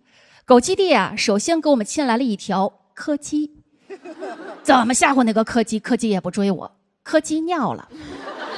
狗基地又给我们牵来了一条藏獒，没有人去吓唬那个藏獒，我差点尿了。狗基地又给我们牵来了一条哈士奇，就把哈士奇的链子一撒开啊，我意识到哈士奇的链子是不能撒开的，一堆的人在后头追哈士奇呀，越追狗越跑，越跑人越追。你说你整个镜头拍出来都是人追狗，你说你这新闻怎么播？你倒放。而且我们那会儿呢还会进行偷拍暗访，像什么黑吸棉、黑餐饮、黑作坊。你知道那会儿的偷拍包是什么样啊？是一款老式的黑色的公文皮包，又大又蠢，就夹在这儿，夹在这儿。知道那个隐藏摄像头在哪儿吗？就在包的前头。发现了吧？这款偷拍包最大的特点就是显眼。我要不拿它出去，没有人知道我在偷拍。你不仅显眼，它还显老。你想那个年代，我那么年轻的一个女孩，我夹着这么一个包出门，我们领导还问我啊，再给你配点什么呀？我说你再给我配个老头儿。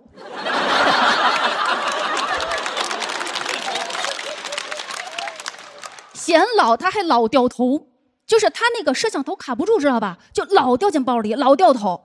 就别人拿的包是路易威登，我拿的是路易16。啊！我的妈！你们好聪明。有一次啊，我们接到一个热线电话，是一个业主打来的。他说他一辈子辛苦血汗钱买的房子被坑了，你不管是从房屋质量还是各个方面，都与开发商的宣传严重不符。当时候我跟摄像拎着偷拍包就去了。我们到了那个小区门口啊，就他那儿的保安，他知道今天来的都是维权的，就在他们眼中都是闹事儿的。你知道他们多么嚣张？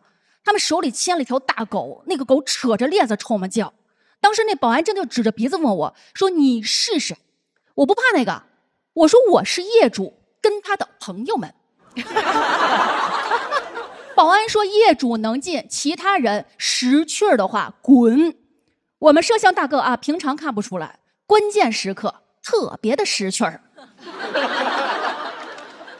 扭头就走了。真的，我不知道为什么，我都懵了。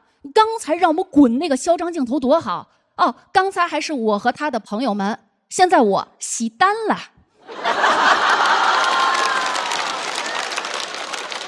就在我进退两难的时候，那个摄像又回来了，我就小声问他，我说你刚才干嘛去了？摄像大哥就说了4个字，头又掉了。这个摄像大哥很勇敢，他就指着保安，他说你有种，你把刚才让我们滚那句话你再补说一遍。还得补说。那个狗一直在朝我叫，这个摄像大哥就鼓励我，他说小雪你别怕，但凡他们敢把狗链子撒开，咱们就补拍那条被狗追了怎么办。就在我们跟这个保安僵持不下的时候，电话联系我们的那个业主赶来了。他刚才啊在路边那个煎饼摊儿，他买了个煎饼果子，大老远看见有人为难我们啊，他特别聪明，他用了一个小招。那个煎饼果子外头不有好几层灰纸吗？他把那个灰纸，他拿好几层把那个煎饼果子包严了，方方正正攥在手里，跟板砖似的就冲过来了。他说：“今儿谁要拦着他们，我拍死谁！”保安跟狗都不吱声了，但是狗流口水了。我们进了那个小区了以后，在1层的售楼大厅啊，真的，我那画面我现在还记得，上百名业主在那儿维权，你说多少人血汗钱给坑了？那会儿啊，偷拍包非常的给力，拍的都是真实的一手素材，而且我们那会儿啊，它还不是卡，是什么呀？素材带，足足5盘素材带，都给摄像拍亢奋了。亢奋到什么程度？就那摄像不自觉的把那偷拍包扛在肩膀上拍。当时保安就发现了，保安说：“你们是谁？”我们那摄像肌肉记忆，还给保安一个特写。保安说：“抓住他们！”就一堆的保安就扒开人群就朝我们这边进。关键时刻啊，从人群中站出来5名业主，人家立马围成了一个圈，把我跟摄像护在了中间。你说心里话啊，要不是人家及时把我们围住，我们早跑了。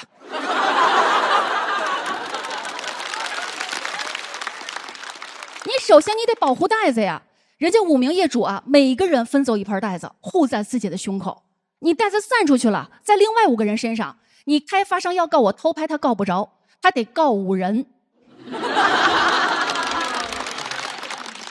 但是我们也出不去了，你知道那儿保安吗？他们拿的是那种半人高的盾牌，一堆的保安啊，把上百名业主圈在了中间，人5名业主又把我跟摄像圈在了中间。能理解那个画面吗？圈圈圆圆圈圈。当时候我在那个圈中的位置相当于什么？西瓜最甜的位置。我身边有个业主当时就急了，他说今天此时此刻必须得冲出去，他脸上都冒汗，都起青筋了。我特别的感动，我说您别急，今天咱们肯定能出去。他着急，他说一定马上就得出去，他吃那个煎饼果子，他闹肚子了。于是越来越多的业主啊加入到业主这个圈子中来，有那么一瞬间啊，业主的圈子轰一下把保安的盾牌给冲散了。我觉得这个就是集体的力量，我觉得集体力量中最大的力量还是来自于那个闹肚子的业主。我事后我都在想，如果当时那个闹肚子业主在里头没有忍住，我们可能出来的更快。后来是业主们他们集体开车把我们护送到北京电视台武警岗厅的门口，大家才把心放下来。5盘袋子重新交还到我的手中，袋子在我手里都是炙热的。业主把那个袋子跟那个煎饼果子放一块儿了。就是他们都难成这样了，他们还在担心我。他们说：“小雪，他说你在我们小区留下了姓名和联系方式，如果那边要是找你麻烦怎么办？”我就说：“我说我小雪，我作为记者，我敢拍我就不怕。而且你们放心，我留的是我们领导的联系方式。他现在该考虑的问题是被狗追了怎么办？”那条新闻播出去以后啊，在北京市引起了特别大的反响。那一年呢，北京开展了一轮大规模严查和整顿违规地产的专项行动。当时候取缔了很多的黑地产商，同时也端掉了很多无证的煎饼摊儿。这是你们看到的一面啊，你们看到一面非常的好。你们看不到一面啊，就是有些后续，我相信有些观众呢，可能已经从别的渠道知道了。我非常的痛心，但是我从来不后悔记者这个职业。就是好多人问过我一个问题，说啊，你们新闻真的有用吗？我只想说，新闻只要对老百姓有帮助就有用。我是小雪，谢谢大家。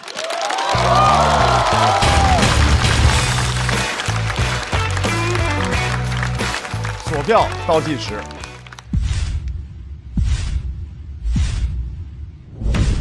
掌声送给小雪。哎，想问一下，您那是几年的事儿？这是？那个是2000几年的事儿了。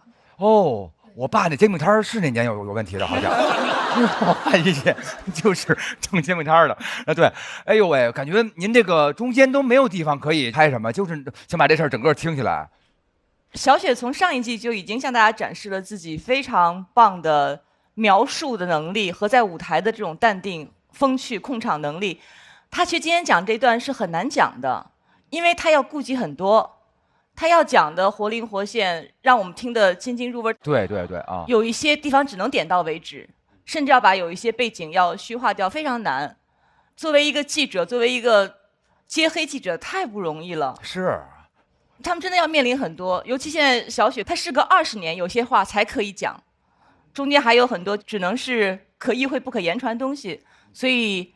无论从节目、从前同行的所有的角度，这个灯我肯定是要拍的，我觉得非常出色的一段。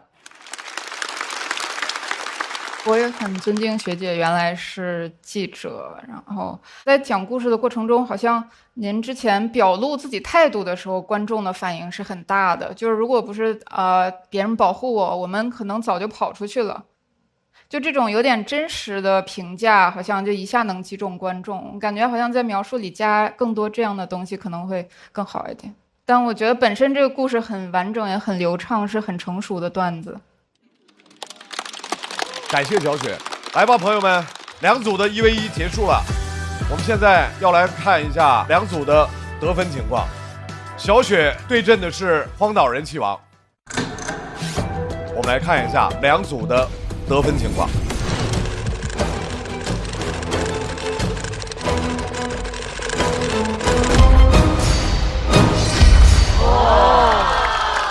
荒岛人气王比小雪领先了10票，所以在这组的1v1之后，荒岛人气王和风心彤双双晋级。谢谢姐姐，谢谢。郑宇潇和小雪进入到待定席。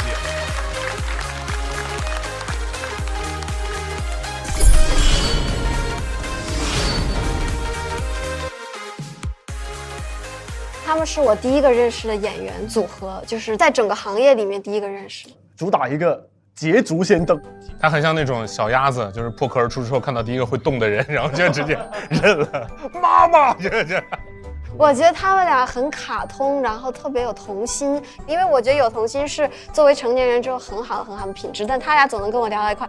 他俩真的很好，总是给我改稿啥的，给我一些建议，总是在开放麦后台就是给我加油打气。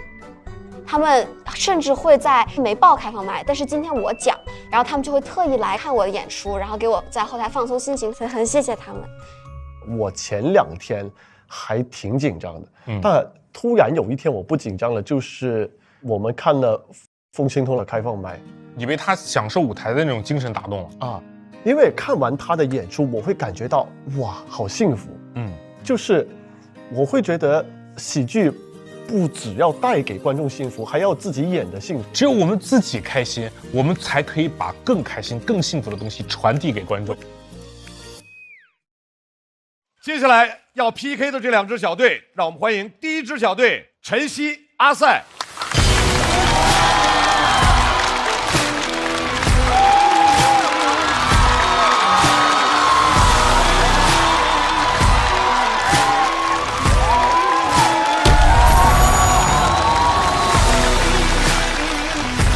要和2位进行对战的小队，掌声欢迎韩大狗贾浩。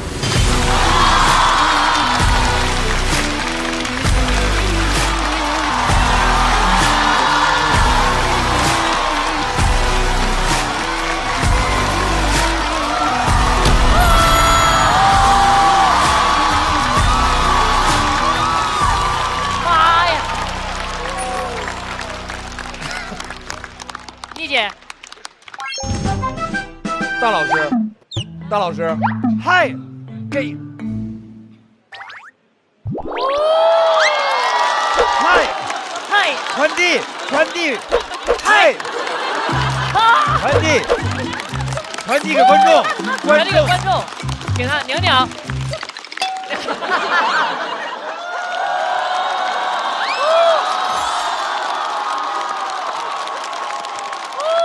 这边。太好了，来，我们把喜剧也传递下去。第1位要来向我们传递他的脱口秀的是来自蓝梗喜剧的新朋友，掌声欢迎晨曦。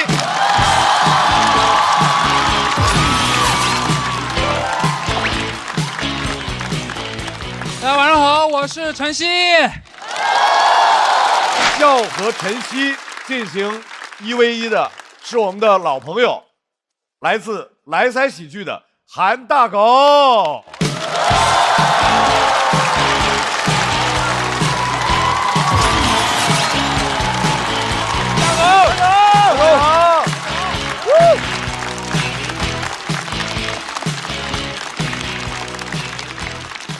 哎，大家好，我是韩大狗。哎呀，很高兴第2年来录节目了，很想给观众留下一些记忆点，也问了其他演员，对我最大的印象是肩宽，还想让我这一季只讲肩宽，一路讲到决赛。那除非我的肩越来越宽。其实我都不健身，但量出来我是中国肩最宽的脱口秀演员，有啥用？导演说我像《猫和老鼠》里那只狗。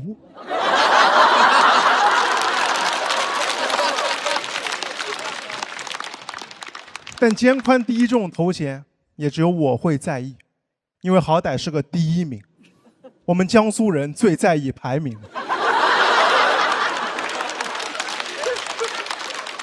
每个城市为了争第1，散装江苏甚至能发明出苏超联赛，用中国人最不擅长的足球来决胜负。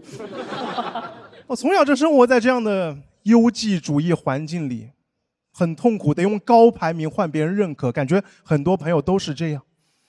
听的最多一句话就是大家只能记住第1名，甚至当第1还不够，父母还要我们吃得苦中苦，方为人上人。但排名是没有止境的，即便你拼尽全力成为人上人，刚想休息，抬头发现上面怎么还有顶级和夯。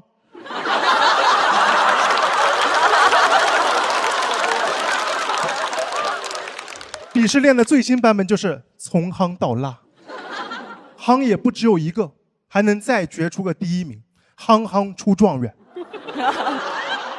也不知道为什么最差是拉，还能更差的，索性从夯到窜。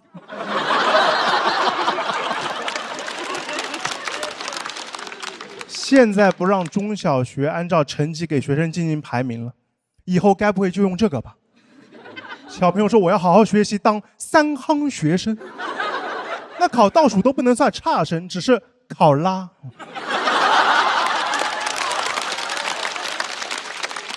真的，小某书上开放卖 report， 都有观众给演员评从夯到拉了，比节目都残酷。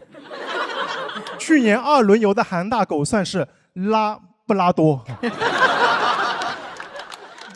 但其实我们淘汰早的都没有确切排名，但真有较真的朋友会去一个个数了，然后告诉我，是我奶奶。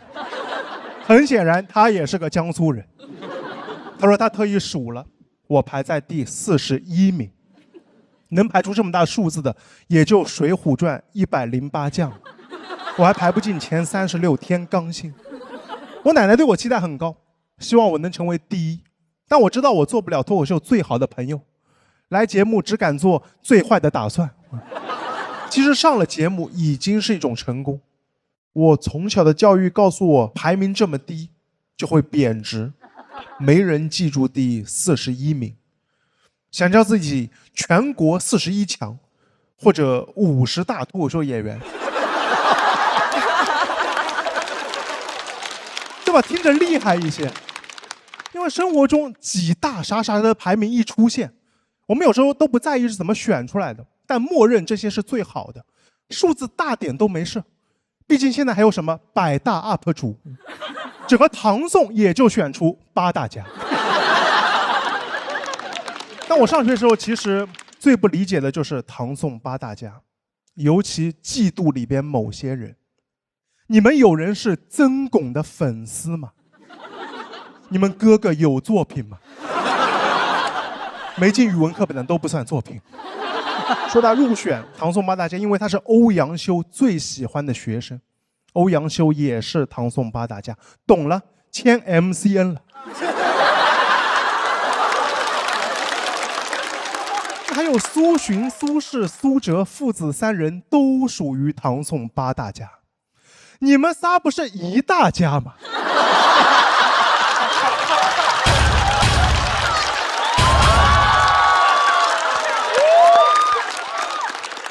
这么占用公共资源，我心疼被卡出到位的唐宋第9家。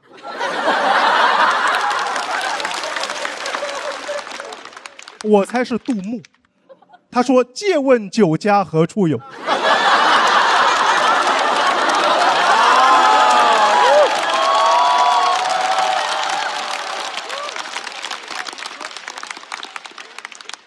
我也研究了唐宋八大家的由来。明代一个人编的散文集卖不出去，后人改名唐宋散文八大家就畅销了。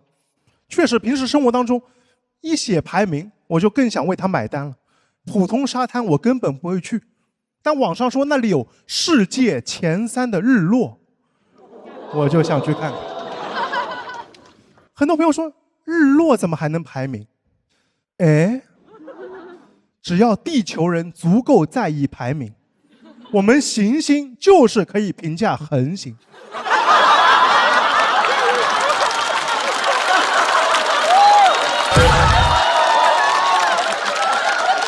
哇，这种观察，这个也太好了吧！我光去还不够，还要去日落最佳观测点。太阳亲口说的，他左侧脸好看一点。也反思过自己，但我发现离开了排名，我就不知道什么是好的。好不容易挤出一点时间和精力，旅游不能浪费在错误的景点和餐厅。东亚小孩最怕做错题了，甚至上个月出国旅游，我特意早起排队，就为了去一家据说是世界第1的咖啡店。说实话，我不早起都不用喝这咖啡。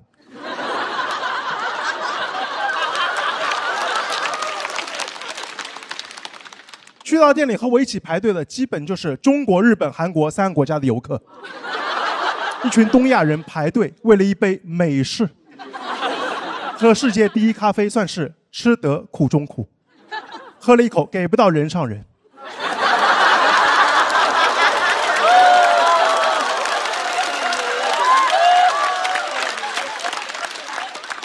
最后全给垃圾桶了，因为太难喝了。我在想，我的价值体系崩塌了，第1怎么也能踩雷？回来以后，朋友说你去的不是世界第1咖啡店，它只是2012年被某个杂志评为值得去的咖啡店里，它排第1。它是2012年第1，它不是2026年。我羡慕这家咖啡店，只要当过第1，能管用到现在。那我其实是2021年第5届单立人全国原创喜剧大赛第1。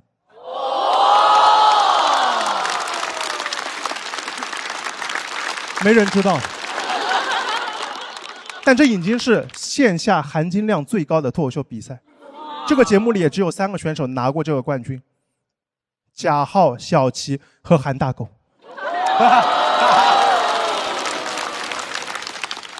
请找出里边的曾巩。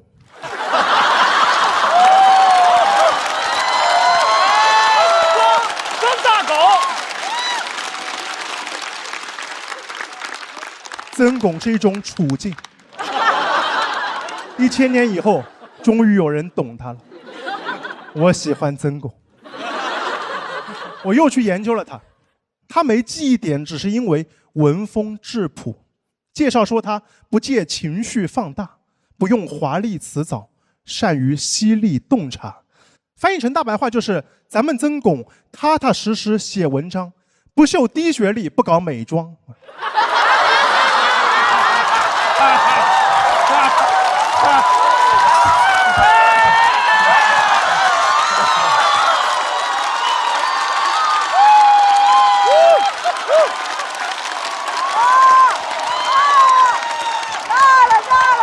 杀队友了！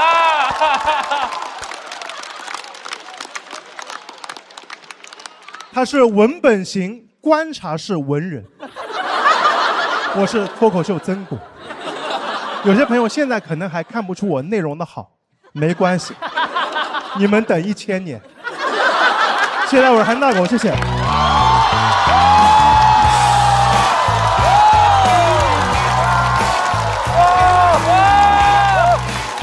太牛了，狗哥。200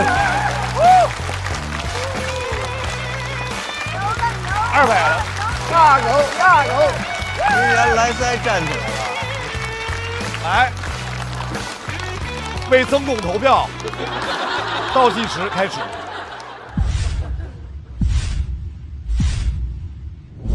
掌声送给韩大狗。韩大狗，韩大狗，哇！韩大狗开心炸了吧？你已经说出了普天同庆的感觉了，对让所有人普天同庆为你鼓掌，哇，太开心了！韩大狗把我已经死的语文知识给我激活了，我给你背2句诗，别的我忘了。一番桃李花开尽，唯有青青草色齐。这是我当时高中时候为了预防语文老师出一些犄角旮旯想不到的，我准备的冷知识，来自曾巩的《城南》，送给你。我妈真有文化呀！我的妈呀！而且非常巧，我偏偏记住这2句，就是桃花李花它都会谢的，最后就是青青草色齐，我们都还会在。但是被称为冷知识。确实，大狗用这个角度来解读唐宋八大家，很有趣。所以，鸟鸟老师，文本的角度。哎呀，我真的不会背曾巩的诗，好焦虑。怎么从生活流就进入到了文学流？去年其实2篇也更多就是自己习惯的那种生活观察，然后这么多年一直都在坚持这样的风格，但感觉其实在打比赛的现场，尤其是观众不太认识你，他们还是更希望能了解你是什么样的人。然后我今年就想出跳出舒适圈，这其实是我第一次写这个类型的文章，有些熟悉我朋友能知道，就没有写过这种带议论，然后并且挖掘自己内心想法的这类的段子，所以也是一种尝试，今年的第一次。他的这个内容很丰富，刚才像鲁豫忽然说一下那个词儿呀，我觉得那个一下你把它烘托得更好了。你说完我应该说4个字，无话可说，很棒。谢谢。大狗的这段演出让我们看到了一个一旦发力不可限量的脱口秀演员。再次掌声感谢韩大狗。同时，来晨曦，我们来看一下晨曦和韩大狗比完之后，最终的得票是。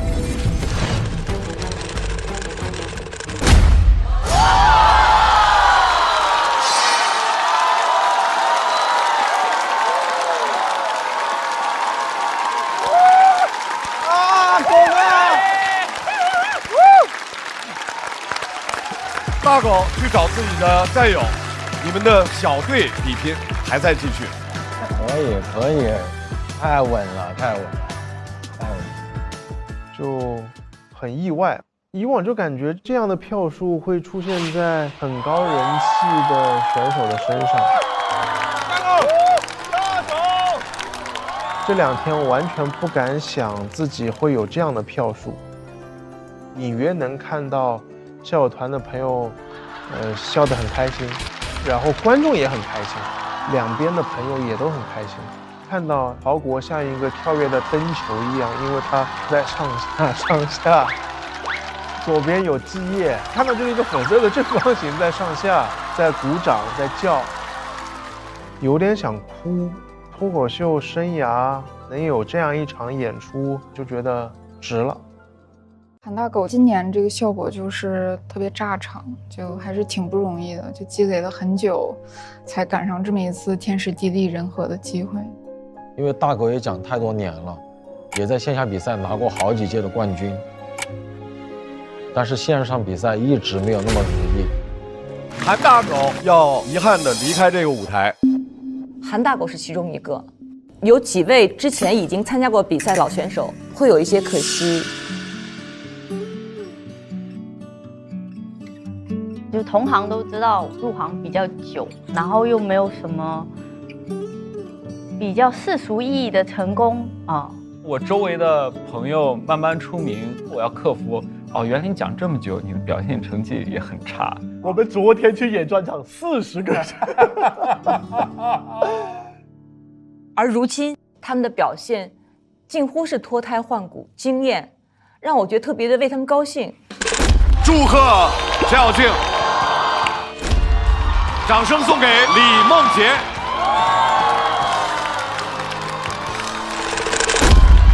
祝贺荒岛人气王。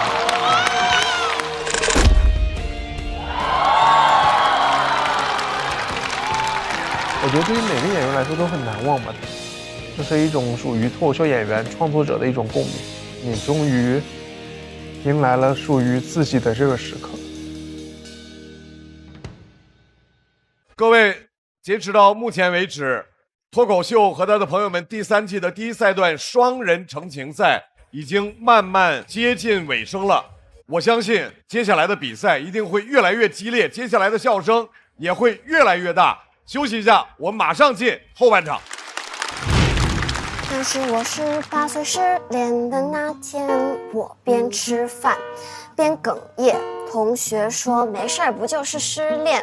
我说是因为食堂饭菜实在难以下咽。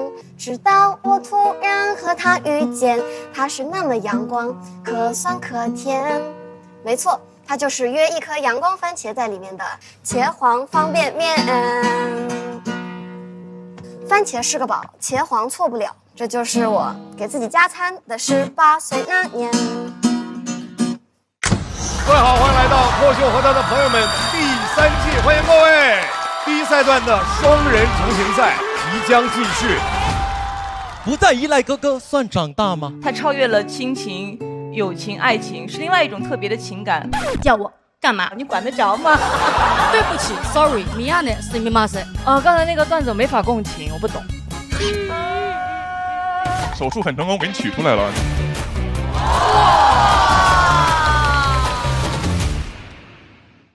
快乐不整虚的，咱的评价都是真的。感谢帮我们发现好去处的大众点评冠名播出。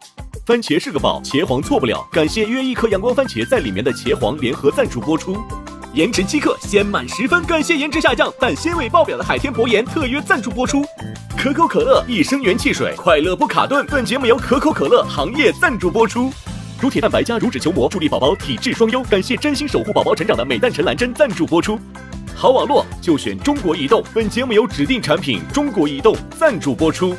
咔嚓咔嚓，一起脆翻天，本节目由美味酥脆、有料有趣的雀巢脆脆鲨赞助播出。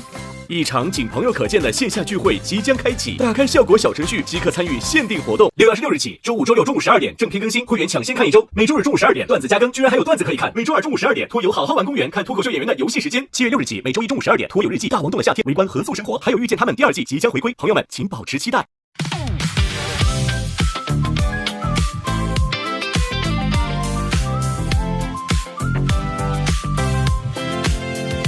你又带着冷笑话出现，幸好只有我懂你的笑点，不用解释，一个眼神到位，不用装完美，做自己才最宝贵。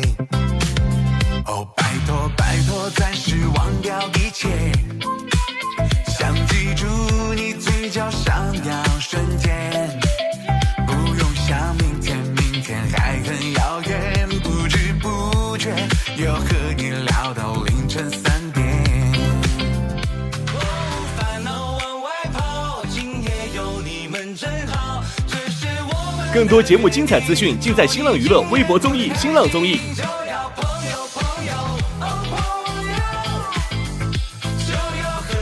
感谢丽丽城传媒、天气通、新浪新闻、腾讯娱乐、GQ 对本节目的大力支持。感谢指定问答社区知乎的大力支持。上知乎参与脱友3问题讨论，参与知乎剧综圈子活动，解锁惊喜好礼。感谢独家播客合作平台小宇宙。想继续听脱口秀演员们台前幕后的真实故事，上小宇宙 APP 搜索脱友3特别企划，一起听见喜剧人的老友局。感谢脱口秀和他的朋友圈：安阳喜剧、干杯喜剧、搞笑圈喜剧、后阳喜剧、会说笑喜剧、来风喜剧、来塞喜剧、蓝梗喜剧、是个喜剧、自笑喜剧、无名喜剧、喜剧联合国、跳海酒馆、北平机器、水果汤泉、Mix 岛、西西里村对本节目的大力支持。